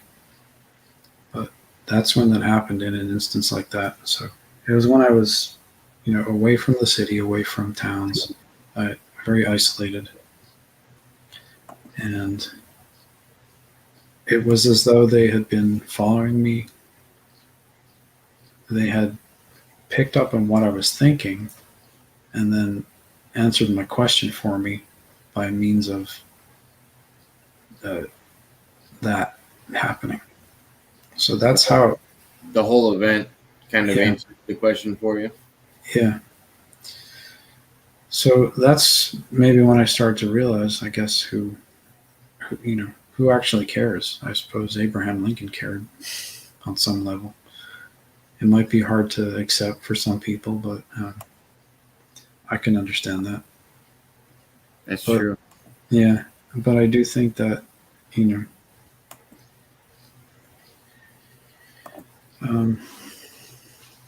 maybe that was the start of them trying to help me to realize what I was supposed to be doing with my life. I don't really know, or what I would eventually do with my life. Did you ever get to go to Ford's Theater? To where? To Ford's Theater to see Lincoln's assassination. Yeah, that's where they took me. Oh, no, I just didn't know if because it sounded like we were talking about something else after that. I wasn't sure if that was the actual event. Yeah, Sorry about that's what that. they did. So they took me from the highway in southern Quebec. It might have been northern New Hampshire. Actually, I can't recall correctly, but I suspect it was probably in Canada again. Um, that happened, and Was this just going on for a period of time in Canada, where you had a few events that stick out, or yeah, are those starting to come forth right now? well, yeah, it seems like these types of events would happen more in Canada, especially than in say anywhere in New England because it's just more remote. There's more space. That makes sense. I was Yeah, just going to ask you, did you live out in the country or did you live, in a town? And it makes all the difference. yeah. Well, I lived right in Boston at that point, um, and so it's very populated. It's one of the bigger cities in North America. But um, I was getting out of the city, and I was getting out into the middle of nowhere, which is what there is before you start to get to Montreal in Quebec. It's like there's just nothing. It's just highway and farms and open fields, and there's nothing for miles. Um, yeah, so that's where that happened. Corn, a lot of corn. Yeah, I don't know what they're growing, but yeah, probably. So, um, so obviously they don't like being around cities or towns. They like to keep it in like to stay when they're around humans and around people in isolated areas. I can understand that. Why do you think they do it? Well, people are scary. Yeah, Let's be honest. I mean, most people are pretty scary. I think if you were an alien coming to Earth, I think you'd probably be terrified by most people. that's possible. I mean, Mm-hmm. I don't know. Being exposed to any creature or being that's not from this planet is scary alone. Just literal I don't know, diseases or anything that could be on them, germs that could be on them that you've never been exposed to. That alone, I mean, that's genocide to the Indian people with what are those blankets that they said that anthrax blankets or something like that. They tried Yeah, they tried to make it seem like the European people were trying to kill. I don't know. I've heard this in the history books that it was like a genocide, and then I've also heard that it could have been just a pathogen exchange that they weren't exposed to before. There's a possibility for both, but I don't know enough about it. I'd have to research it a little bit more. yeah, the smallpox. Smallpox blankets, yeah, it wasn't. Yeah, Yeah, no, anthrax is way too new. well, I had nothing to do with it. No, I didn't think you did. just Yeah, just talking out loud. yeah, I know. I mean, that part of history really bothers me. It's like, I mean, it it makes me realize that probably through the entire course of the United States, there's been infiltration and people with bad agendas, and that's just one example. And then when you actually really scrutinize things, it really does seem like there's been a lot of infiltration and individuals with, the worst agendas at the helm of our government. And that's something I think we really need to, we've inherited, basically. This is not something that we created, but we've inherited it. And if we don't kind of take more control of it, it could happen again. It could get worse. It could be worse. And I'm just not willing to let that happen personally anymore. Things like that, or anything bad done that way. I don't want that to happen anymore, especially as a parent. And I just think about like my non-action. How could that negatively impact my children and their children and in the future? It's just I don't know. It just seems like something I can't live with. Well, yeah, no, we don't want our children getting affected because of Hmm. some of the stuff that we might have a chance of at least making a difference on now. Yeah. I mean, That's the way I'm looking at it personally. And I don't know if you heard, we had somebody jump into a video chat with me and Michael, and he had some interesting leading questions, and I haven't actually published this, and I kind of kept it offline, but the first four questions were great, and basically he just ended with this question where he was trying to prove to us that the age of adulthood is just a law construct. And I was like, you know what? I totally agree with you. I was like, but I have a daughter, and I'm not trying to hear you make the argument for why it should change or be any different.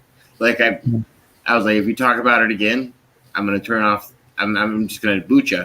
And he was like, blah blah blah. Okay, not a problem. I won't talk about it again. 2 seconds later, he's talking about it again. I'm like, all right, gone. I'm like, yeah, I don't know.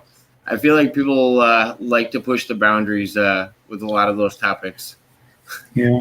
I would personally, I would rather beat somebody than who wants to talk about that stuff because I know where it's going. And it's like I'm not going to boot somebody who talks about that, who wants to bring that up. I'm going to beat them. Yeah, no. As soon as you start talking about justifying what a minor is or anything like that, we're not talking about minors on YouTube. Yeah, That's not my ballpark. yeah. I mean, there's a legal argument for that whole thing that might be fine to kind of discuss and everything, but I think But yeah, when you but there's other places for it, you know. right, but there's also the agenda behind pushing that is not what they say it is. It's to Yeah, try to further something else. So yeah. It those type seems of like things. like all the other four questions were leading, so it made sense that that one was going to also be leading. Like, I remember, I think he came on with Michael Jordan fans are the worst NBA fans of all time, and he started out with a basketball question, and I thought it was funny because I'm from the Chicagoland area, and I was like, oh, Mhm. I was like, I can make the argument that Michael Jordan's the greatest player of all time, in the fans' eyes. That's what the GOAT argument for any sport is it's a fan favorite. So yes, I think there's more fans that like Michael Jordan than they like LeBron James or any other popular character right now, or popular player. Sorry, not character. Mhm. But yeah, they were all leading questions, and he was trying to get the other. And then there were some funny Republican questions. He got Michael Pena a little hot. It was funny. He was getting under his skin about some Trump questions, and it was interesting. But he knew I was on board with him when it came to because I knew what he was doing. He was trying to make a Republican look like a Republican, and he did it. He did it very well. But I knew exactly what he was doing. And the second question was something about oh man, I can't even remember it now. But it was very interesting. I wish I could get the guy back on, but I wish he wouldn't talk about BS at the end. That's why it made me feel like there was agendas, Yeah. and I never posted any of it. But it got wild. Mm. People are very misleading when they want to be. Yeah, that's the thing I'm ultimately I think most protective of is like children. I mean, they don't. I didn't know anything when I was a little kid, and my kids certainly, they can't really understand just how bad things are because they're just little children. Um, and how bad things can get. So I don't know, I just think it's a responsibility to really fix things for their sake, certain things, specifically. Like the whole thing about, in particular, how the military industrial complex exploits younger people as basically cannon fodder and has done that for a long time now, since maybe at least World War II, World War One, maybe longer. Um, that needs to be really addressed, and something needs to be done about it. And that's why I've been advocating for the change of the the age eligibility for president of the United States, is because it's my belief that if a younger person were in office as president, that person as commander in chief would logically not ever send other younger people off to fight under any circumstance. It just doesn't seem like that would happen as much as if, say, you have a 70-year-old billionaire who doesn't really care about poor people's kids, doesn't really care about other people's kids. Do you think we've made advances in at least not having a draft? I think it's definitely helped, but when you have a situation where people can't find another job other than going to the recruiting office and signing up to go fight in Iraq, then And the offers are deceiving too.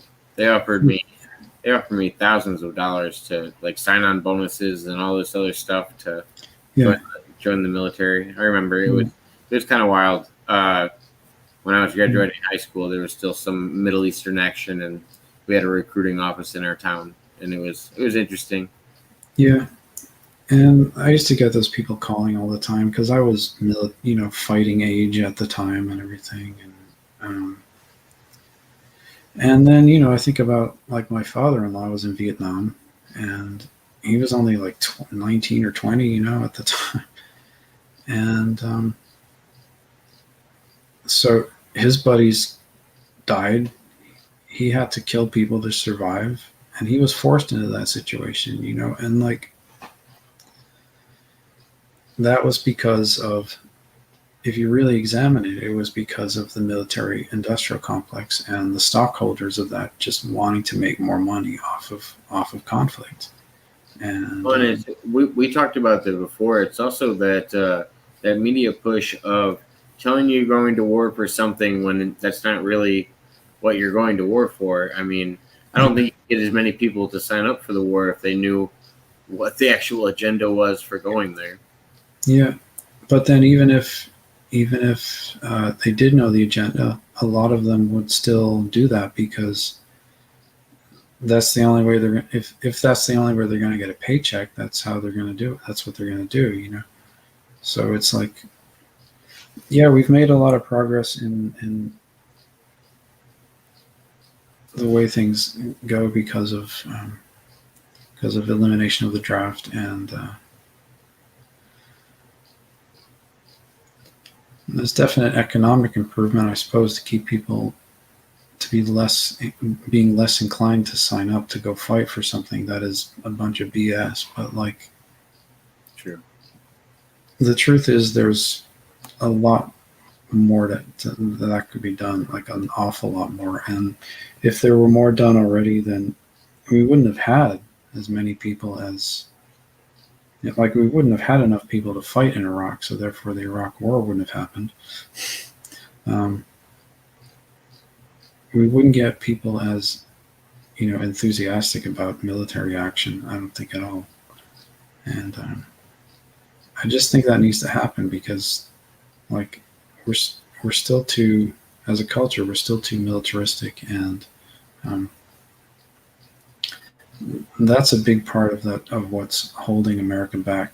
Is that kind of thing? Is there's often more care about kicking butt in some foreign land than there is about your kid's future. And that's just a sad reality. It needs to stop, as far as I'm concerned. Um, and I don't really want my kids like growing up like that. I don't want my kids to inherit that type of society or that type of world even. But I that's hope if we. I hope most people think like you in Yeah, that old children, because yeah, there's no reason that anybody should not want it better for them than they had it for themselves. yeah. But I just don't think that a lot of the political class right now would do anything because a lot of these people are they're war profiteers. I mean, if you look at, and I hate to be critical of him because I actually like a lot of his ideas, but or the ideas that he's put forward. But if you, I'm sure, examine the stock portfolio of the likes of Donald Trump, you'll find that he owned stocks in military industrial complex related companies and was in fact profiting from military activity. And that's why he did nothing to change anything. And, I think if you look at my stock portfolio, you'll see that it's 99% Bitcoin. So it's not, you know, I'm not making money off of the military industrial complex, and my conscience tells me that I, I should never do that. Um, so that's why another reason why I think I'm a good candidate for president of the United States is because you know, I could and would never be able to make that kind of decision. I feel like And that's a good profile to have. As long as you're not selling paintings or something on the side, you have a good running right now. yeah, As long as you're well, I like making having painting. family members in and you're selling paintings on the side or something.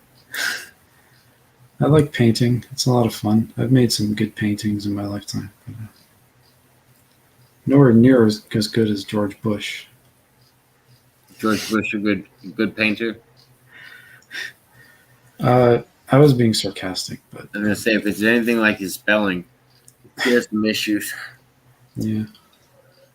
Well, English is not his first language, so That's interesting. Where are you going with that?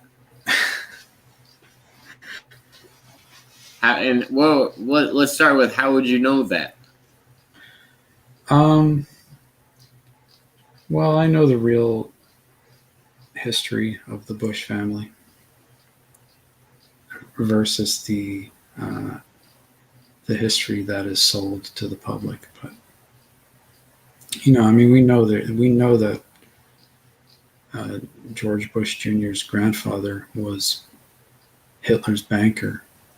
Yeah, So, I mean, they're obviously coming from maybe a German background. it's weird seeing the connections that some of the Bush family has. Mhm. It's a deep chain of famous and relevant people Yeah. in Um, history. I had heard that their name is not actually Bush. It's a German name, and they changed it once they came over. But uh, I don't know if there's any truth to that, but it wouldn't surprise me.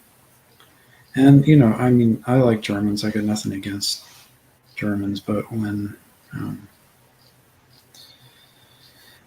they're sympathetic towards Nazi warmongers, I think there might be a problem with them being in the White House. I don't know. But I like Germans. I love German food and people and food. And modern Germany is a great country. But, and it They, just seemed to. Sorry. they had some past political issues, but I think they passed that. Yeah, but like it seemed to me like Bush was trying to turn the United States into the Fourth Reich or something with him as the new Führer, that's the impression I got. But I don't know. I don't. I mean, I think he was going for a money grab, but I don't think that was what Hitler was after. I don't think Hitler was after a money grab. I think George Bush was more into money. The power was great and all, but I don't think he held the power right. yeah, Well, he definitely terrified me. I'll tell you that much. But Oh no, he definitely scared me with the power that he was able to obtain. I just think he wasn't in he wasn't as into himself as other presidents are, and I felt like he didn't take the dislike as personal as a lot of other presidents would. mm, Like if the media was talking crap about him, he really wouldn't address it. mm, It just wasn't something a president has done before. that's probably true. Yeah. Now that I think I about mean, a it. little bit in maybe a press conference where they have somebody else talk for them, but it's rare. Yeah. Yeah. I really felt like at that point that we were basically deliberately all shut out of any decision making process in relation to how the government was had already decided it was going to do things. Um, like it just didn't matter what any of us thought at that point, you know. What did you think they were going to do at that point? Um, well, in my view, what I saw happening was that the Bush administration was attempting to nullify the Constitution, especially with the enaction of the Patriot Act, which was just like it was against everything that every other part of the Constitution was about. So it was like they were attempting to just nullify the entire Constitution and make that be the law, and thus make the commander in chief into some sort of autocrat. And I do think it was really groundbreaking with the naming of it because I think it started a trend of like calling something the Patriot Act or the No Child Left Behind Act, like this thing that you have to vote for this because it sounds so good. Like why wouldn't you? Don't read it, just vote for it. It's a great idea. If you don't like it, you're not a patriot. It's like yeah. Wait, so but if I'm not, he was kind of groundbreaking with some of those. Yeah. So at that point, I was not a patriot. I will tell you that. If that was the definition of patriot, then I was not a patriot. I was very unpatriotic. How dare you? George would be so mad. Actually, like I said, I don't think he cared much about his presidency. I think it was a money grab and family ties kind of thing. I actually think Jeb cared more about running for president than George ever did, but I think George kind of just fell into it. Yeah, well, his dad made him do it, didn't he? Probably. Plus, there was also that thing where it was basically decided in advance that he would be the president. A lot of people have mentioned this, and I think particularly Andy Bishago actually talked about it, where he had somehow acquired information that certain individuals would be president before.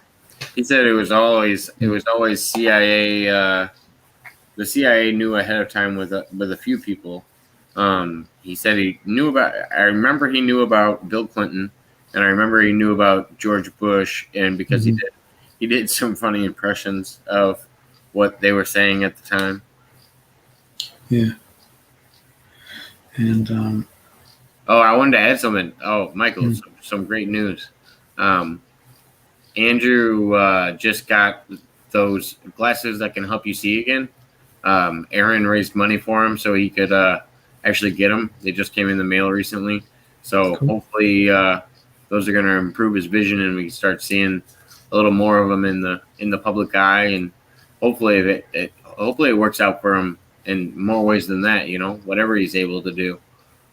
That's I think great. any improvement would be great because I don't know how bad his eye severity is, but I just know that Aaron and Michael Reinhardt were able to raise money and get a bunch of money from Facebook and YouTube donations and get him some glasses. And I just thought that was awesome that he might actually have a chance of seeing better again. It's really good.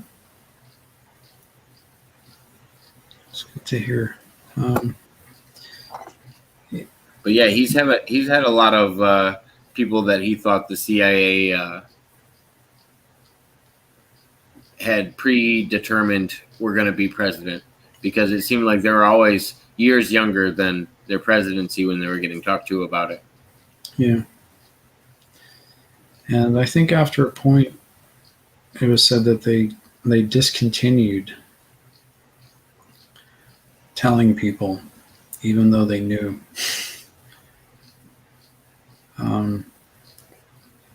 I have a sneaking suspicion that I might be one of those people that they basically won't tell me what they've told me. If that makes any sense. You have you sensed it, but haven't got it verbally, or Yeah, well, it doesn't take much to get a hint, basically. Like people can give me hints about things, but they can't come out and tell me, basically. I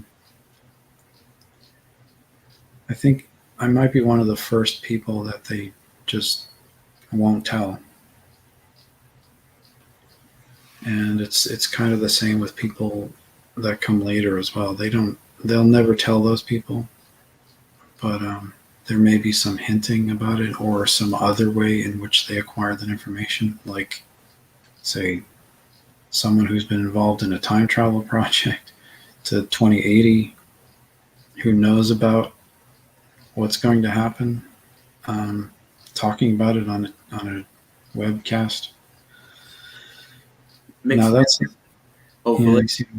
Yeah, I mean that's not the CIA telling them, right? That's not anybody in the CIA telling them, because I don't work for the CIA. I'm not employed by the CIA in any capacity. I'm just a civilian, you know. Well, you had told me before that you were a military brat. What branch? Well, my dad was Army.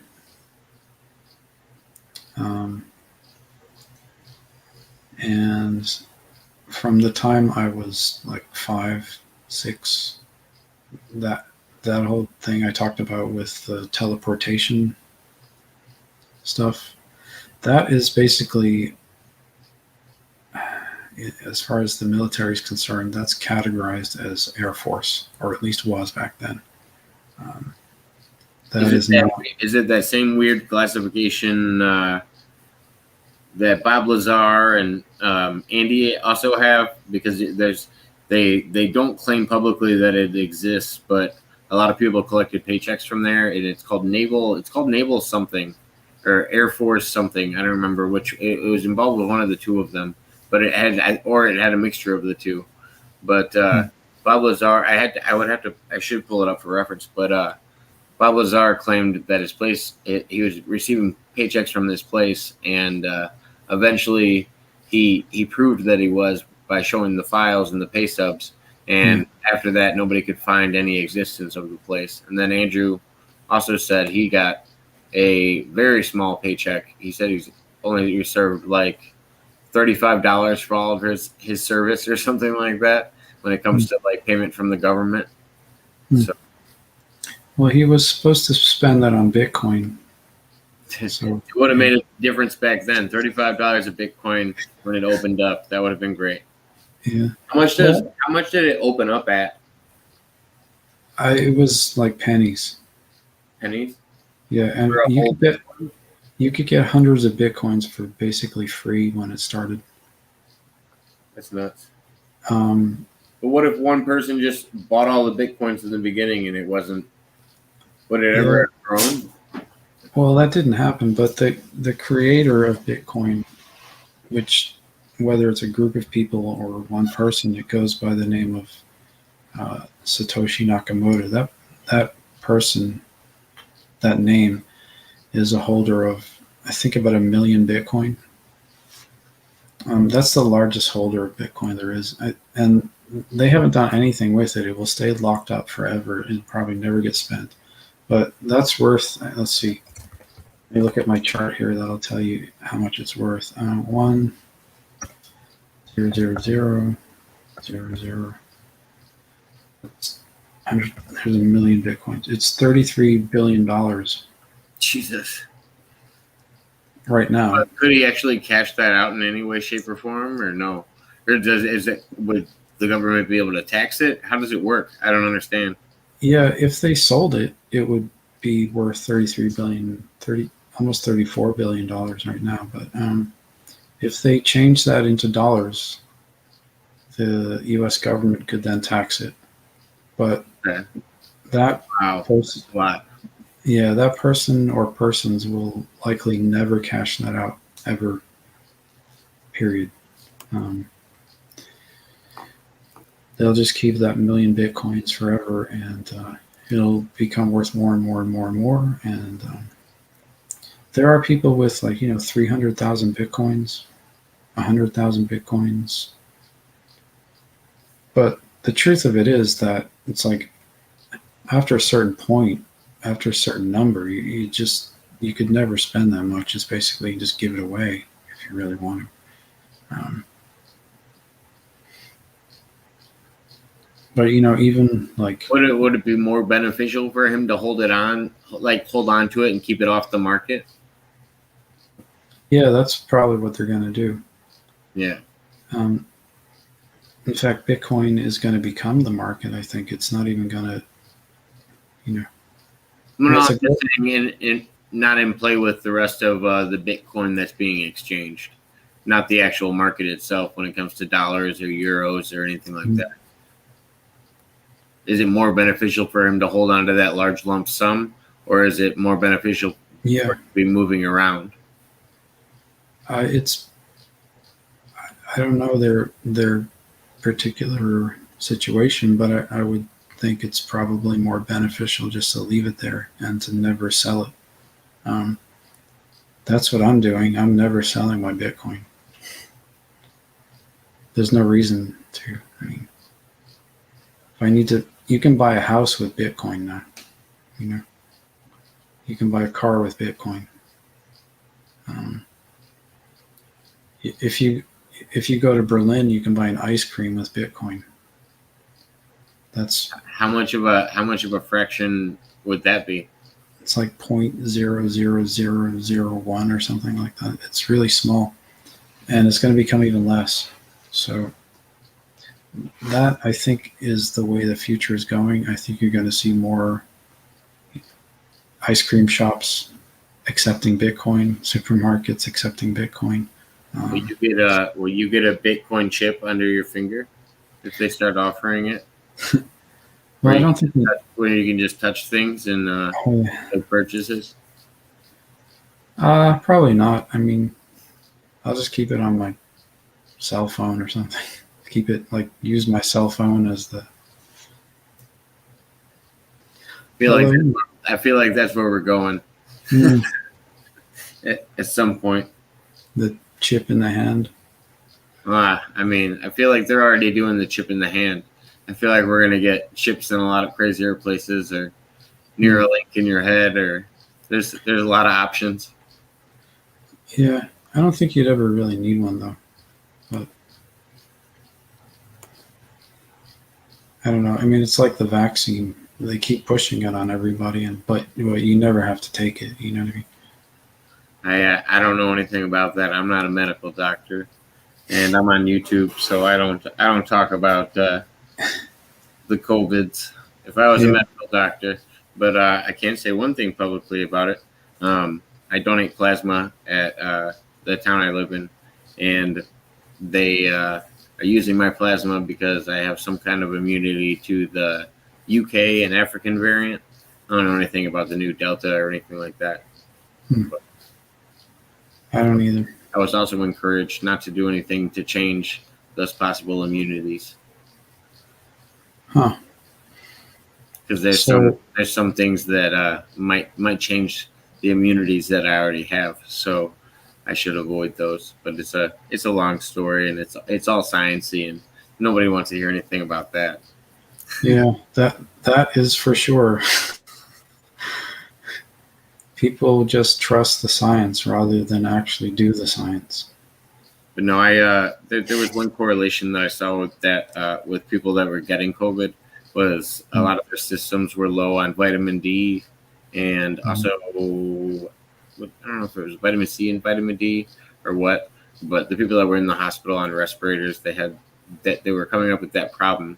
Doesn't mean it was cause or anything like that. It could have just been correlation, but at the same time, I always try to take more of that, try to get out and exercise a little bit more, try to, keep my immune system up as best as possible at the same time. But I feel like that should be a natural thing people were doing before. Same with wash your hands or anything like that. Yeah, those people don't eat enough bacon or drink enough beer either, I don't think. Oh, Tiffany, that's awesome. It's literally my absolutely favorite band. I'm glad you like that band as well. And Villavuzzo. Do you think that the push that a lot of people are experiencing towards vegetarianism as well is a big detriment to the immune system? I think okay. So I was having this. That was one of the provocative questions. Basically, he was trying to make an argument that all meat eating is savagery because you're falling into the system that is harming animals in factory farming and stuff like that, which causes unnecessary death. And so my answer to his question was, well, are you into the new topic that they have now with lab growing meat, where they're going to have one cow feed the whole population? Because I told him, I said that to me is a feasible situation where they can just draw DNA from an animal, not even kill it, and then use it to generate more meat. And it would just be an ever doing process where you're not actually having to do factory farming.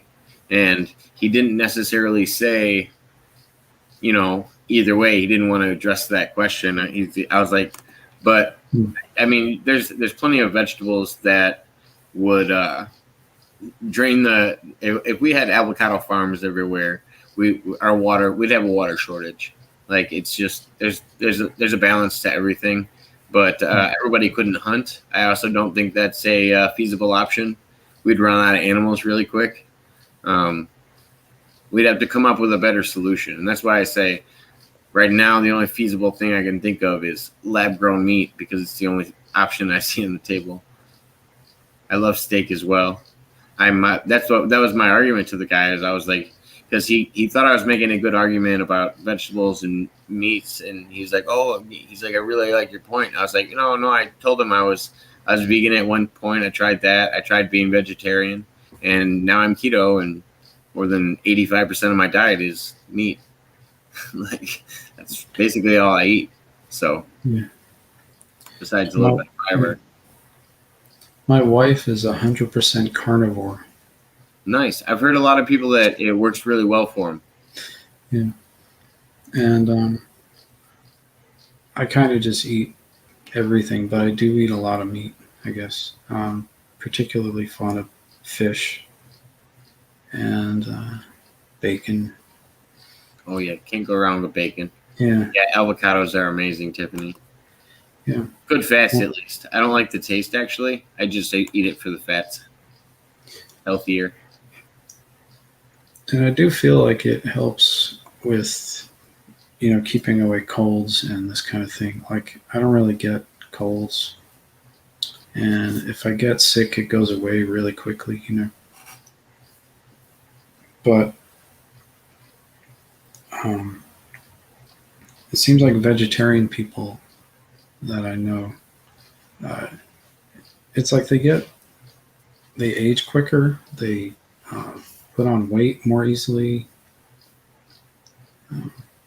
Just seems like they're not as healthy, For me, for my personal body, I learned a long time ago that yes, beans have a lot of protein, but they also make my body produce estrogen as well. So I could grow breast. I could be closer to growing breasts than I would be if I wasn't using that as a form of protein.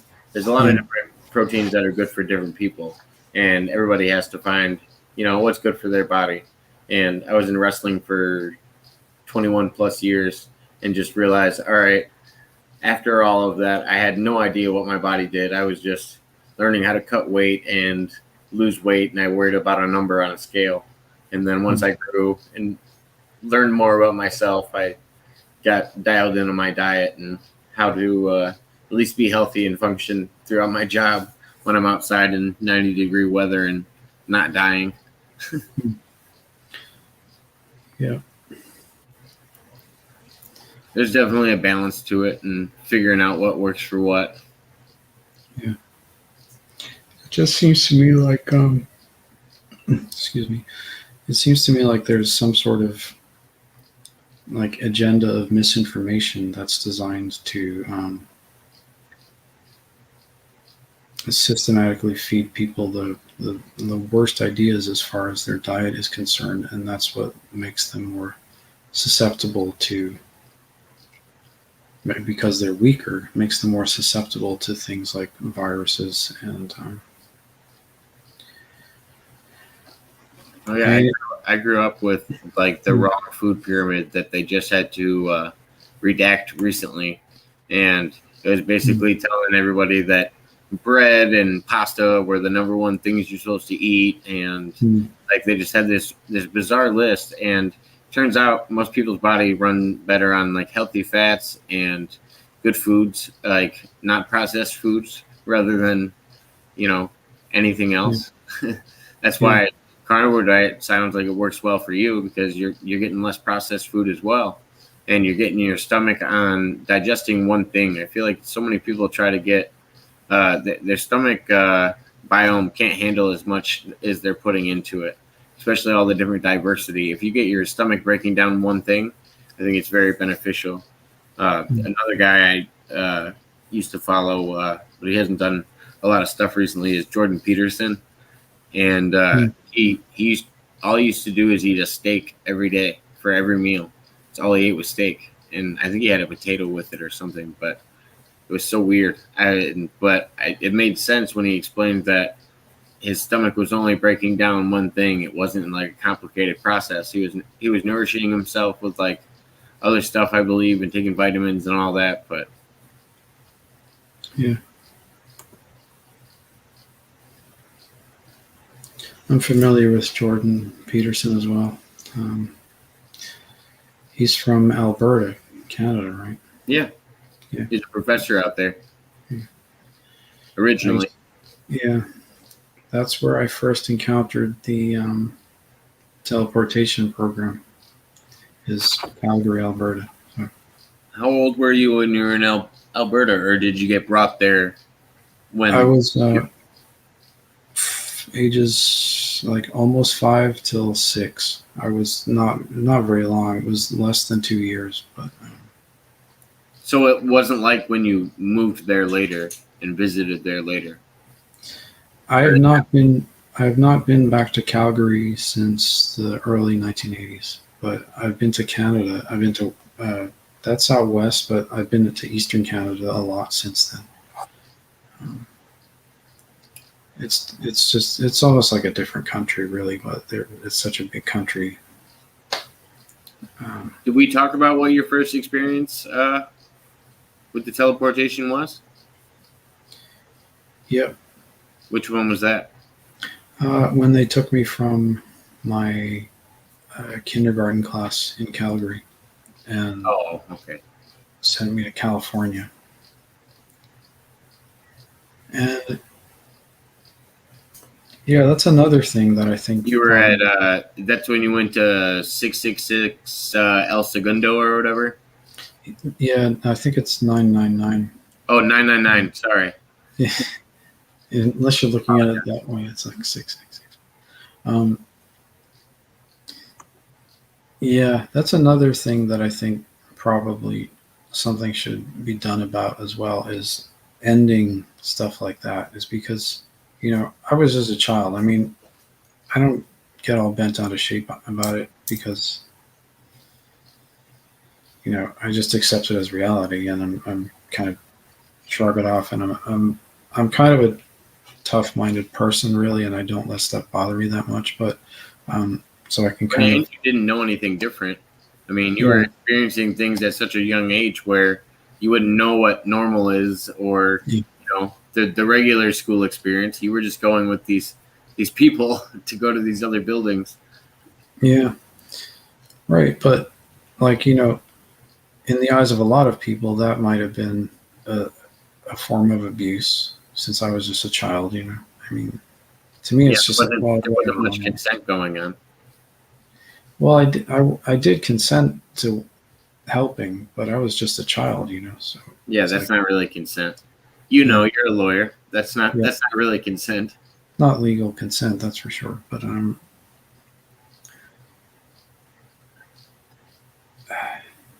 I mean, regardless of who consented on my behalf, I think maybe something should be done about preventing that kind of thing from happening ever. You know what I mean? Because it's like it's just kids, man. You can't really rightfully do that to kids, even if you have an adult to consent on their behalf. It's just kind of wrong. It's the, it's the only way I can really look at it. But if there's a way For the to make longest time, I feel like we've been told that that was the public perception is, oh, we had to use these kids because they didn't have that adult it, preconceived notion of what things were, and you know they had that innocent mind. And it's like, well, yeah, that's the point we're trying to make as well. Is yeah, they had that innocent mind where they couldn't really concede to these things, or I don't know, the consent wasn't there, and I feel like the ages were off. Where at least yeah, if they have to get you at a younger age and kind of train you for it, have a better training program first instead of just dropping people into it and seeing how they do. But yeah, it seemed to be only qualified individuals that had extraordinary abilities as well. yeah, but they always try to make you feel like special about it. Like you're special. It's so like But I mean, how are you're, you not with your chronovision abilities, your astral projecting abilities? That could be a reason that you're needed yeah, in a well, program like that. I don't know. I mean, I think they could have found anybody to like. They could have found a lot of people maybe to do the same thing, but it's wrong place at the wrong time, if you ask me, frankly. Um, but so it happened. Do you So it's like, consider your overall experiences to be positive or more beneficial to um, you in any sense?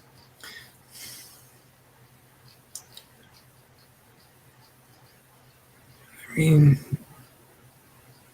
overall, it is what it is. But I mean, have you found benefit from it? Have like you figuring out this knowledge of what happened to you when you were younger and what might happen to you later? Has it benefited you to know this, or would you rather have not known what happened after yeah, digging that's into it? that's one way to look at it. Maybe in the long run, it's me having been through that as a little kid, will help me to understand that, and has helped me to understand that maybe this isn't something that little kids should ever have to go through, or should be protected from ever experiencing, because they don't really know. And I can't really say whether it negatively affected me in the long run, because I don't know, because it happened. um, I mean, I feel but, like you've helped people with your story and telling people mhm, about it in the past. You've done a lot of radio shows, really big ones, and at the same time, I feel like if you got to anybody that was involved in some of these programs and were able to help them in any way, mhm, that's also a beneficial side. I feel like there's positive sides to it where you can make the best of what happened, like you were saying, and then mhm. there's I know people that just think it was all they think they're being followed for the rest of their life, and they spend the rest of their life in hiding and don't want to be involved in much. So I think there's definitely a balance to it, and being able to live your own life and function. Yeah, yeah. But then there is that side of me that says, well, maybe we shouldn't be so quick to allow children to be used in this manner because they're just children. Well, yeah, I think we all agree on that. There should be no young children involved in it without some kind of like, there just shouldn't be children involved. I can't think of a way where there actually should be children involved. Yeah, I mean, when I think about it, it's like something that it makes me think about something that Andy Bashago said, where he said that there were no children involved in this stuff. And He said that. He said there was children involved. He said he was a child. He said Garth Brooks was a child involved. He said, I believe somewhere in South America they were doing some of the same programs with children. But he said there was never a bad experience, and that's what that he knew of. Like, they weren't ever mistreating the kids, and he said it was one of the best experiences of his life. And that's where I've heard different things. Like, that's why I asked you that question, is because some people have told me, there's been really negative experiences from it, and everything has been doom and gloom since they remembered it and figured out what was going on. But yeah, what I was going to say though was that, specifically relating to the Mars teleportation operation and project, that he said there were no children involved, and in a way, he's right, because even though I was 5 or 6, partially because of this project and other things, I was exposed to things that probably in the bigger picture resulted in me not really ever having a real childhood. So in a way, that's exactly what Tiffany was just saying. She just sent a comment that said, I think it said when children get introduced to things they should not even know about until they're old enough to understand. It does. It almost steals from your childhood and makes you worry about things that probably shouldn't be on your mind as a child. Yeah, that's true. I mean, in a way, I was never really a child. So frankly, Andy was telling the truth, even though it was indirectly, like, it may not seem like he was telling the truth, but it just seems to me like he's building it up to be a better situation than it was. Mm-hmm. Yeah, well, maybe, but maybe, and that's why I wonder if having a CIA dad or being having family members that are involved in the military helped any individuals, rather than being somebody that was picked up off the street and didn't have a family that was worried about them being missing. Or because a lot of people have come out and claimed that they're involved in that, including like Preston Nichols and Al Bielek were involved in getting these children off the street that didn't have families. And I always thought it would make sense with a lot of the missing 411 cases that we have, where people just go missing all the time and there's no explanation for it. They were there 1 minute and just disappear, no body, no evidence, nothing. It's some creepy. There's some creepy stories out there, and it'd be, I don't know if we want to know the answers sometimes, but it'd be nice to know them, just so we try to prevent what's going on. Yeah. Well, someone who I view as a reputable person, because they just seem like a very credible person. In fact, this man Michael Ralph, whose wife Stephanie, his wife Stephanie has published a lot of material about his experiences and things relating to it. He had stated that there were millions of humans on Mars, that there was actually a colony up there of millions of people. It seems plausible to me. I don't know this for a fact, whether it's true or not, because I didn't explore that much. But it seems that it's entirely possible that maybe in some other location than where I was, that there could be millions of humans up there living in a colony somewhere.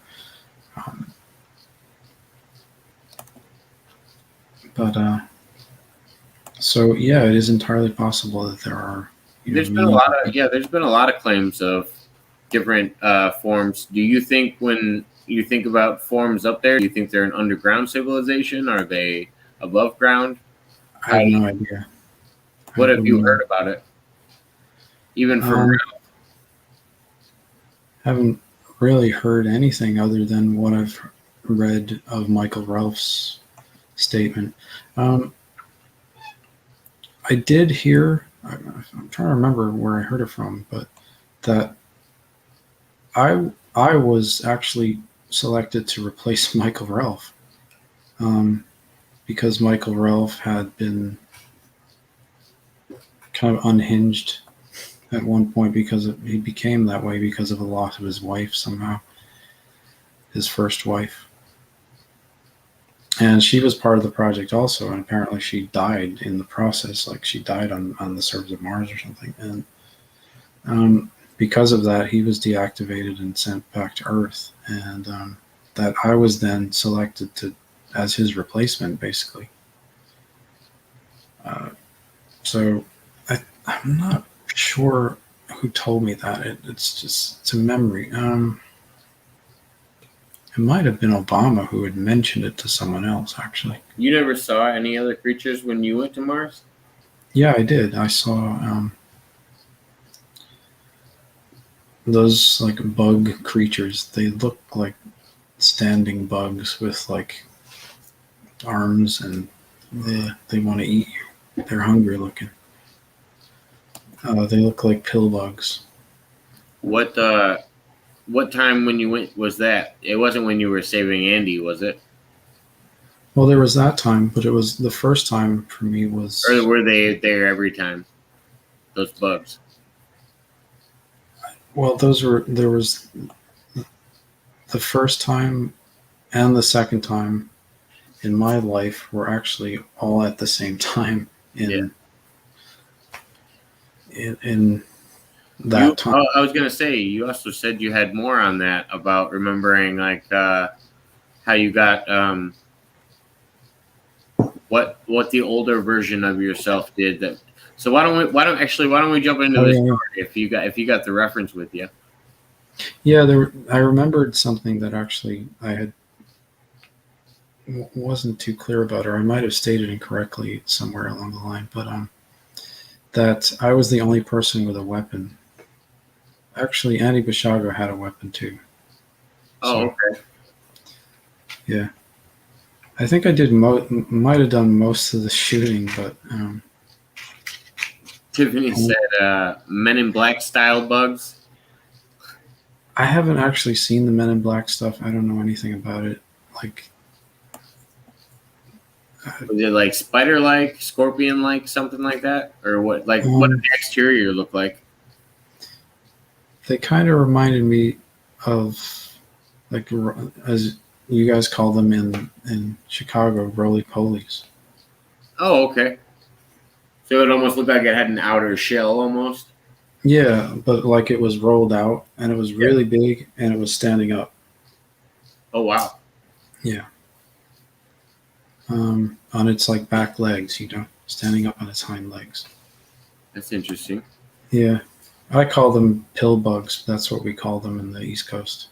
Yeah, no, I think you asked me about that. Yeah, that's definitely what I call them is roly polies. Hmm. You caught me. Um, but yeah, can we talk about that story again? Because that's a good story, and I like hearing it. When you went to Mars as a child, and then also as an adult, the whole experience. If you got time for it, it's up to you. We've already been going. We've already been going 2 hours and 40 minutes. I know it's getting kind of late. Yeah, it was. Well, I've talked a lot about the first, like the time when I was 5 or 6. I don't even know exactly what age I was. I haven't done the math yet, but I might have been only 5 actually when I think about it properly, because I was by the time I was 6, I was no longer uh, in Canada for that. I wasn't in Canada for that long when I was 6, so I was probably actually 5. But the second time that I recall, or the other time in that moment was when I was 44. And So you didn't? I don't think you told me the age before. Did you figure that out recently? the which? The your later age. You Yeah, said I was. you didn't know how old your. I thought you said you didn't know how old your later version was. So Yeah, I was. Well, I was definitely 44. So that was. What am I now? 46. So 2 years ago, 2.5 years ago, or something. okay. So yeah, I don't remember how I ended up there. That's the thing. I just remember being there and it being really aware that So if I didn't. but when does that memory start? Does it start in the elevator in the teleporter, or does it Yeah, it start starts. into the building? It starts in the coming basically after I've gotten off the elevator in the underground cavern on Mars. Okay. And I remember Andy Bishaga was there, and we just knew that there was. I remember the feeling of it being a very tense moment, and there was an awareness that something had to be done, and so we went out to the surface, and there was me, little me, 5-year-old kid me, and Barack Obama, and neither of whom seemed. Well, I obviously didn't, but nobody seemed aware that there was danger except myself and uh, Andy Bishaga. And so immediately we brandished our weapons and knew that there was something going to happen that we needed to fight against. So you guys both had them drawn? We both had them, yeah. I didn't know if you both had them or if you both had them drawn. Like you said, Well, I know I drew mine really quickly. I had mine drawn as basically as soon as I got out onto the surface. I don't know what Andy was doing. I think because it makes me wonder what the intention of the mission was. Like, you know what I mean? If that's why they sent you there with weapons in the first place, or if you guys always had weapons on the surface. I didn't know what the practice was. Well, I think it was likely specifically to protect Obama and myself, and 5-year-old me. I mean, if Obama had been eaten by bugs on Mars, then he wouldn't have been the president. And maybe there was some reason why he had to be. Maybe Andy thought he was going to be president if Obama would have got eaten by. I don't know. And maybe we're all going to be president. Maybe there was some. No, I'm just joking, but I was going to make some kind of wild theory about him going rogue and wanted to become president, so he watched Obama get eaten. But because at that point, I assume he had prior knowledge that Obama was going to be president. Two people, he was in a car or something, or camping with Obama's father and his father, and at one point they had said it was going to be some kind of that both of the kids in the car were going to be future presidents. And it was just wild if he was vindictive about it and then didn't draw his gun, and you were like, "No, we got to save these people." Yeah. Well, I think if you're in, I didn't think that's true. I just thought it was funny. I think if you're in a position where you know you're going to be the president and you know other people are going to be the president, you'd probably not want to compete with them, frankly, because you'd realize that, like, okay, well, they've got to do this. I've got to do that when they're not doing that. So effectively, we're on the same team, even though we might be different political parties and have different agendas and ideas and everything else. But, like, ultimately, in the bigger picture, we're all cooperating somehow. Yeah. You know? Like... Well, and I think it's strange that they would even give other future presidents the list of presidents, of possible presidents. I'm like, why would you do that in the first place? It's kind of a lot of information to give out. Yeah, maybe so you would know who to not compete with. Like if I knew that say if I knew somebody else was going to be president in 2024, I wouldn't run against them. You wouldn't run against who? Anybody. If any candidate was running in 2024? Well, if I knew that some other person was predetermined to be president in 2024, I wouldn't run against them. I wouldn't compete with them. That would be silly because you'd lose, right? I mean, unless it was some way to help them win, basically. What if it was one of those slight variations in the timeline? Yeah, thought about that too, but I don't know. I think, like I said, I think it's a lot of with a lot of people, it's basically predetermined and foreordained. And again, like I said, I think it's foreordained that, like, quite likely that predestined that I'll only do one term at first anyway. So I'm only going to run for one term. Are you going to serve the whole term? I think so. Hopefully, all goes well. Yeah, I mean, I'm, but there's no way I'd want to do that for 8 years in a row anyway. At this point, it just seems like. Yeah. What if you're making good changes and like everything's going well, and you think Yeah. the alternative, and you look at the line of alternatives and think you're going to be the best possible scenario for it, you'd still walk away? Just that I did my part, my 4 years, and I just don't see that I'm going to be very popular after 4 years anyway. Even if I do really really really good things. So that's kind of how I'm looking at it. yeah, there's a good chance that no president's favorable for more than 5. Mm-hmm. I don't want to spend 8 years in Washington D.C. in a row as a 50 or in my 50s. Just seems like I could be doing much better things with my time. Yeah, there's always better options than that. I don't even want to spend 4 years in Washington D.C., but it doesn't seem like I have much of a choice really.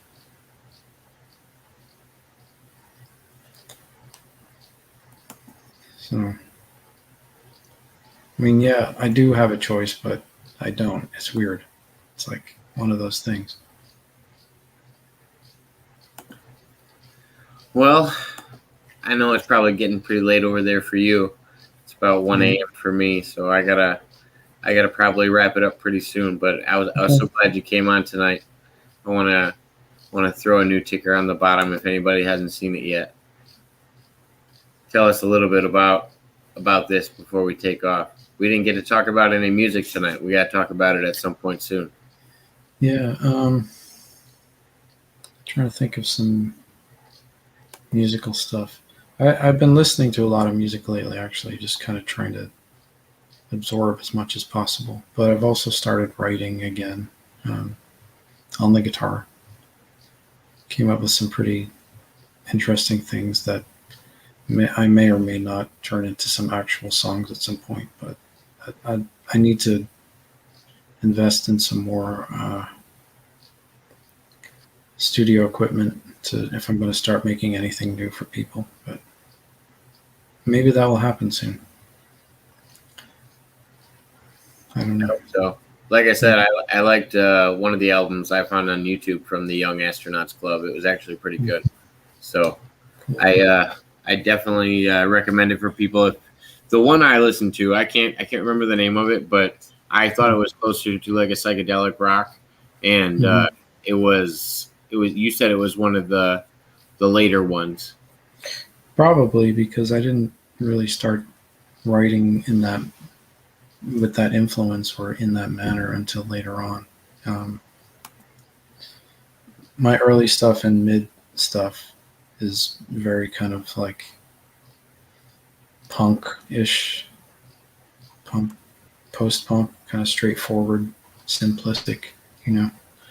Um, but then later on, I started realizing, well, wait a minute, I also have all this other stuff in my vocabulary that I can write with, and so I started putting it in.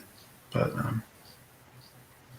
so that's probably later, like 2000s and afterwards, 2000 mid, probably even 2010s. That was when the dark clothes came off. The dark clothes. I still wear a lot of dark clothes. I just like black. No, we were talking offline, and that's why I said that. You said you were your guys' band was kind of innovative on that side. Yeah. Well, I always liked goth stuff. You know. I mean, I was into Bauhaus when they were still around the first time. Like, I had a Bauhaus tape in like 1982. You know.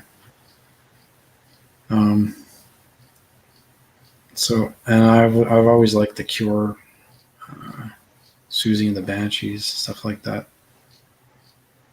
So it definitely showed its influence in my stuff after a point. Starting around like 98, 99, 2000. You said you guys were like a mixture between what, Flaming Lips and Kiss? Or what did you say? Am I mistaken? I've always, I don't really know Flaming Lips music that well. I'm sorry, I might have dropped the wrong name. But you said Kiss when it came to visual wise. You liked that mixture. Yeah. Well, I always wanted to make, you know, when I first started a band, it was kind of like a mix, at least conceptually, a cross between like Sex Pistols or Public Image Limited and maybe like Kiss and Metallica, like punk and metal, you know, the most quintessential punk and metal bands. But we also had the desire to write songs that were as expressive as like U2 or The Cure. Oh yeah, yeah. So, because I've always been into that stuff too. So it was sort of a weird mix of all of those things, and definitely a lot of avant-garde stuff as well. Because I've always been into jazz music as well, like obscure jazz stuff. So we kind of just threw all that stuff in a blender early on, and kind of went for that. But there's other stuff too that crept in. Yeah, we were talking earlier. You got 1,000 genres that you like. You have, just like me, we have quite a wide variety of music we like. I just wish I could play. It sounds like you have the ability to play a lot of different modes of guitar better than myself, and I just like it when I hear people into music as much as myself. It's one of my favorites. It's just been a lot of time practicing music. You know, I started really early, and by the time I was in high school, I was ignoring my homework and practicing guitar like 6 hours a day after classes. You know, so I just got really good really quickly at that point. And like I said, next time we're gonna have to probably jump on and talk about music more. Mm-hmm. And I wish I could. I wish I was that good again. I'm trying to actually get back to being that good, but I think it'll take me a few. I'll come on and jam with you a little bit. We can do some offline sessions, and then we'll go online if we get a little rhythm going. I think it could be fun. Yeah, I'll play guitar. I don't know how it goes sound wise, you know, across the ways, or we could do it like old banjo style. We'll just do a lick. Yeah, I've done like recording sessions with the Team Viewer app. The what? Have you heard of the app Team Viewer? No. Yeah, I'll just share it with me, because if it works, we'll have to try it out. It basically allows the producer to take take over, say, my computer and your computer, and record us both, even though we're in different states. Two simultaneous recordings, and they Yeah, together. and like put it together into a Gotcha. recording. That makes sense. I've done stuff like that. Like I've worked with people in other countries that way. You know what I mean? It's very easy.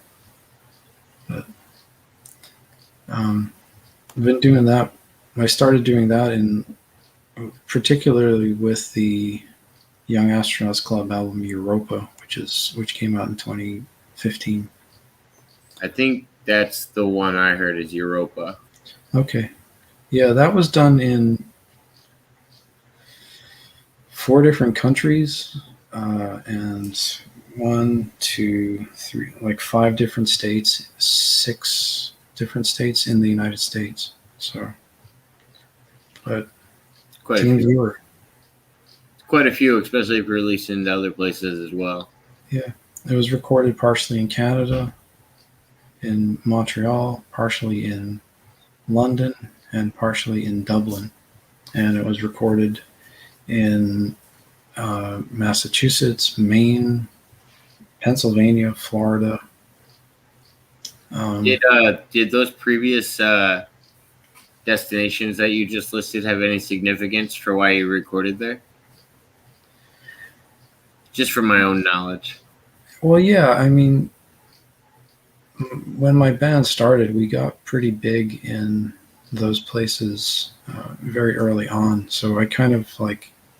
I just didn't know if there was any tie to your experiences and the Young Astronauts Club. Yeah, it had. Well, it has to do with the way the music grew and became to the level of popularity that's become. Like we,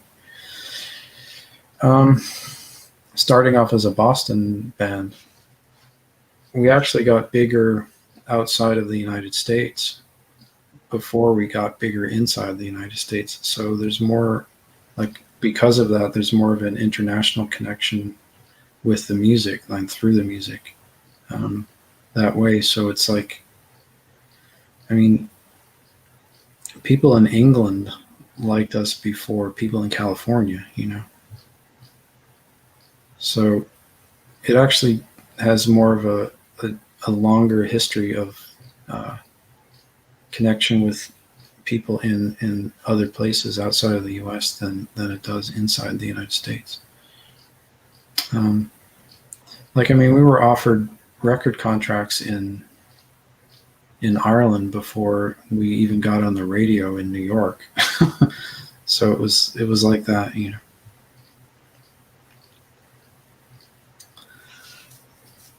So just people have been more supportive in those locations of the music than elsewhere. Well, that's good that you got that positive feedback from it, you know. Yeah. Because I feel like most people don't get that feeling from music. Most people get deterred right away. That means you're doing something right, at least. Yeah. Well, it's just we just come from a really supportive kind of scene, you know. It's not.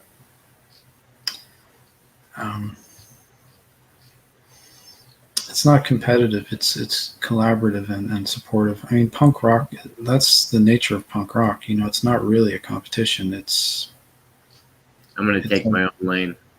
Yeah, it's more encouraging that way than say like the metal scene or even like the electronic scene, which exploded later on. But it's like, you know, if we were doing a gig in, say, Germany or Holland or whatever, we'd have a place to sleep really early on. Like, people would just give us a place to crash. They'd book a show for us, and it was like, yeah, come on over. You can hang out with us, and then we'll come over and hang out with you. And it just became a big network and almost like a gigantic cult that way. So punk rock is a different approach to things than say like the corporate music world. So Well, it sounds like you having your own label and stuff that made it a little bit easier. You were just releasing stuff under your own rather than having to get involved with corporate too much either. Yeah, we basically stayed on our own company since the 1990s. There's licensing that goes on to bigger companies and distributors and stuff, but it's all self-contained, and there's no need to really change that, I don't think. So, but plenty of other bands have done the same thing. I didn't come up with that idea. I was inspired to do that by looking at bands like Fugazi from Washington D.C. or Black Flag from California, or the Bad Brains. Even like they did a lot. Those bands have been doing stuff on essentially self-contained stuff since the 70s and 80s. I didn't really start until the 1990s, so I'm kind of just following their model. I just followed their model right away, and it's easier, if you sell all your own merch, sell all your music that you own. I mean, yeah. you cut out all these people that are going to do the advertising for you. My favorite rap artist that I like is Tech Nine. He's from Kansas City, and he's one of the richest people in the world because he built his own label, did his own thing, has artists working for him now, and didn't sign with any companies because it didn't work out for him. He just wasn't trying to go down that route, and now he's one of the most successful artists in the world. It's interesting. He started around the same time like Eminem did, and they were friends growing up, and then they not growing up, they had done shows together, and then ran into each other later in life, and they were both just the two people that made it out of the shows that they were doing with people at the time because they were so much better than everybody else. It's interesting when people don't follow the mainstream path of the cookie cutter way of getting things across of any art. Yeah. You get less sleep, but you make a hell of a lot more money, You're working a lot harder. That's for sure. Yeah. But if you sell 40,000 records on your own company versus selling 15 million on somebody else's company, you're still going to make more money. Yeah. Oh yeah. It's the same as when I started my business. I think it's, yes, I can make a lot more money working for myself and bidding my own jobs and doing my own work, but I'm also doing all the work. And if I'm not doing all the work, I have to pay for it. Like it's a lot more that goes into it than one would expect. Yeah. But I'll sleep when I die. Thank you, Tiffany. Have a good night. Thanks for tuning in. Thanks, Tiffany. But yeah, no, I think we're at that point. We're over the 3-hour mark as well. So I think we should set something up soon, and we're gonna do. I want to talk about music with you for a little bit too, because I like picking your brain about that, and I have a feeling we could do something fun with that. And I'm always down for going through more in the notebook as well. Yeah. I know we're not even partially through it. Yeah, there's more to go in it.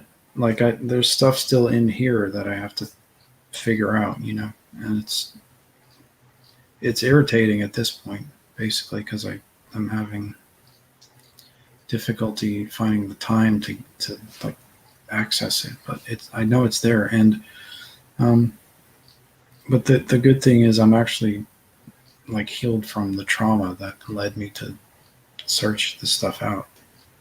So that's really good. Well, I appreciate you sharing that information with us in the first place. So, you're more than welcome on here anytime to sit down and talk with us. And we love hearing more about your experiences and everything you got going on. So hopefully we can have you back again soon. Cool. Well, thank you. Talk to you soon then. All right. Talk to you soon, Mike. Have a good one. You too.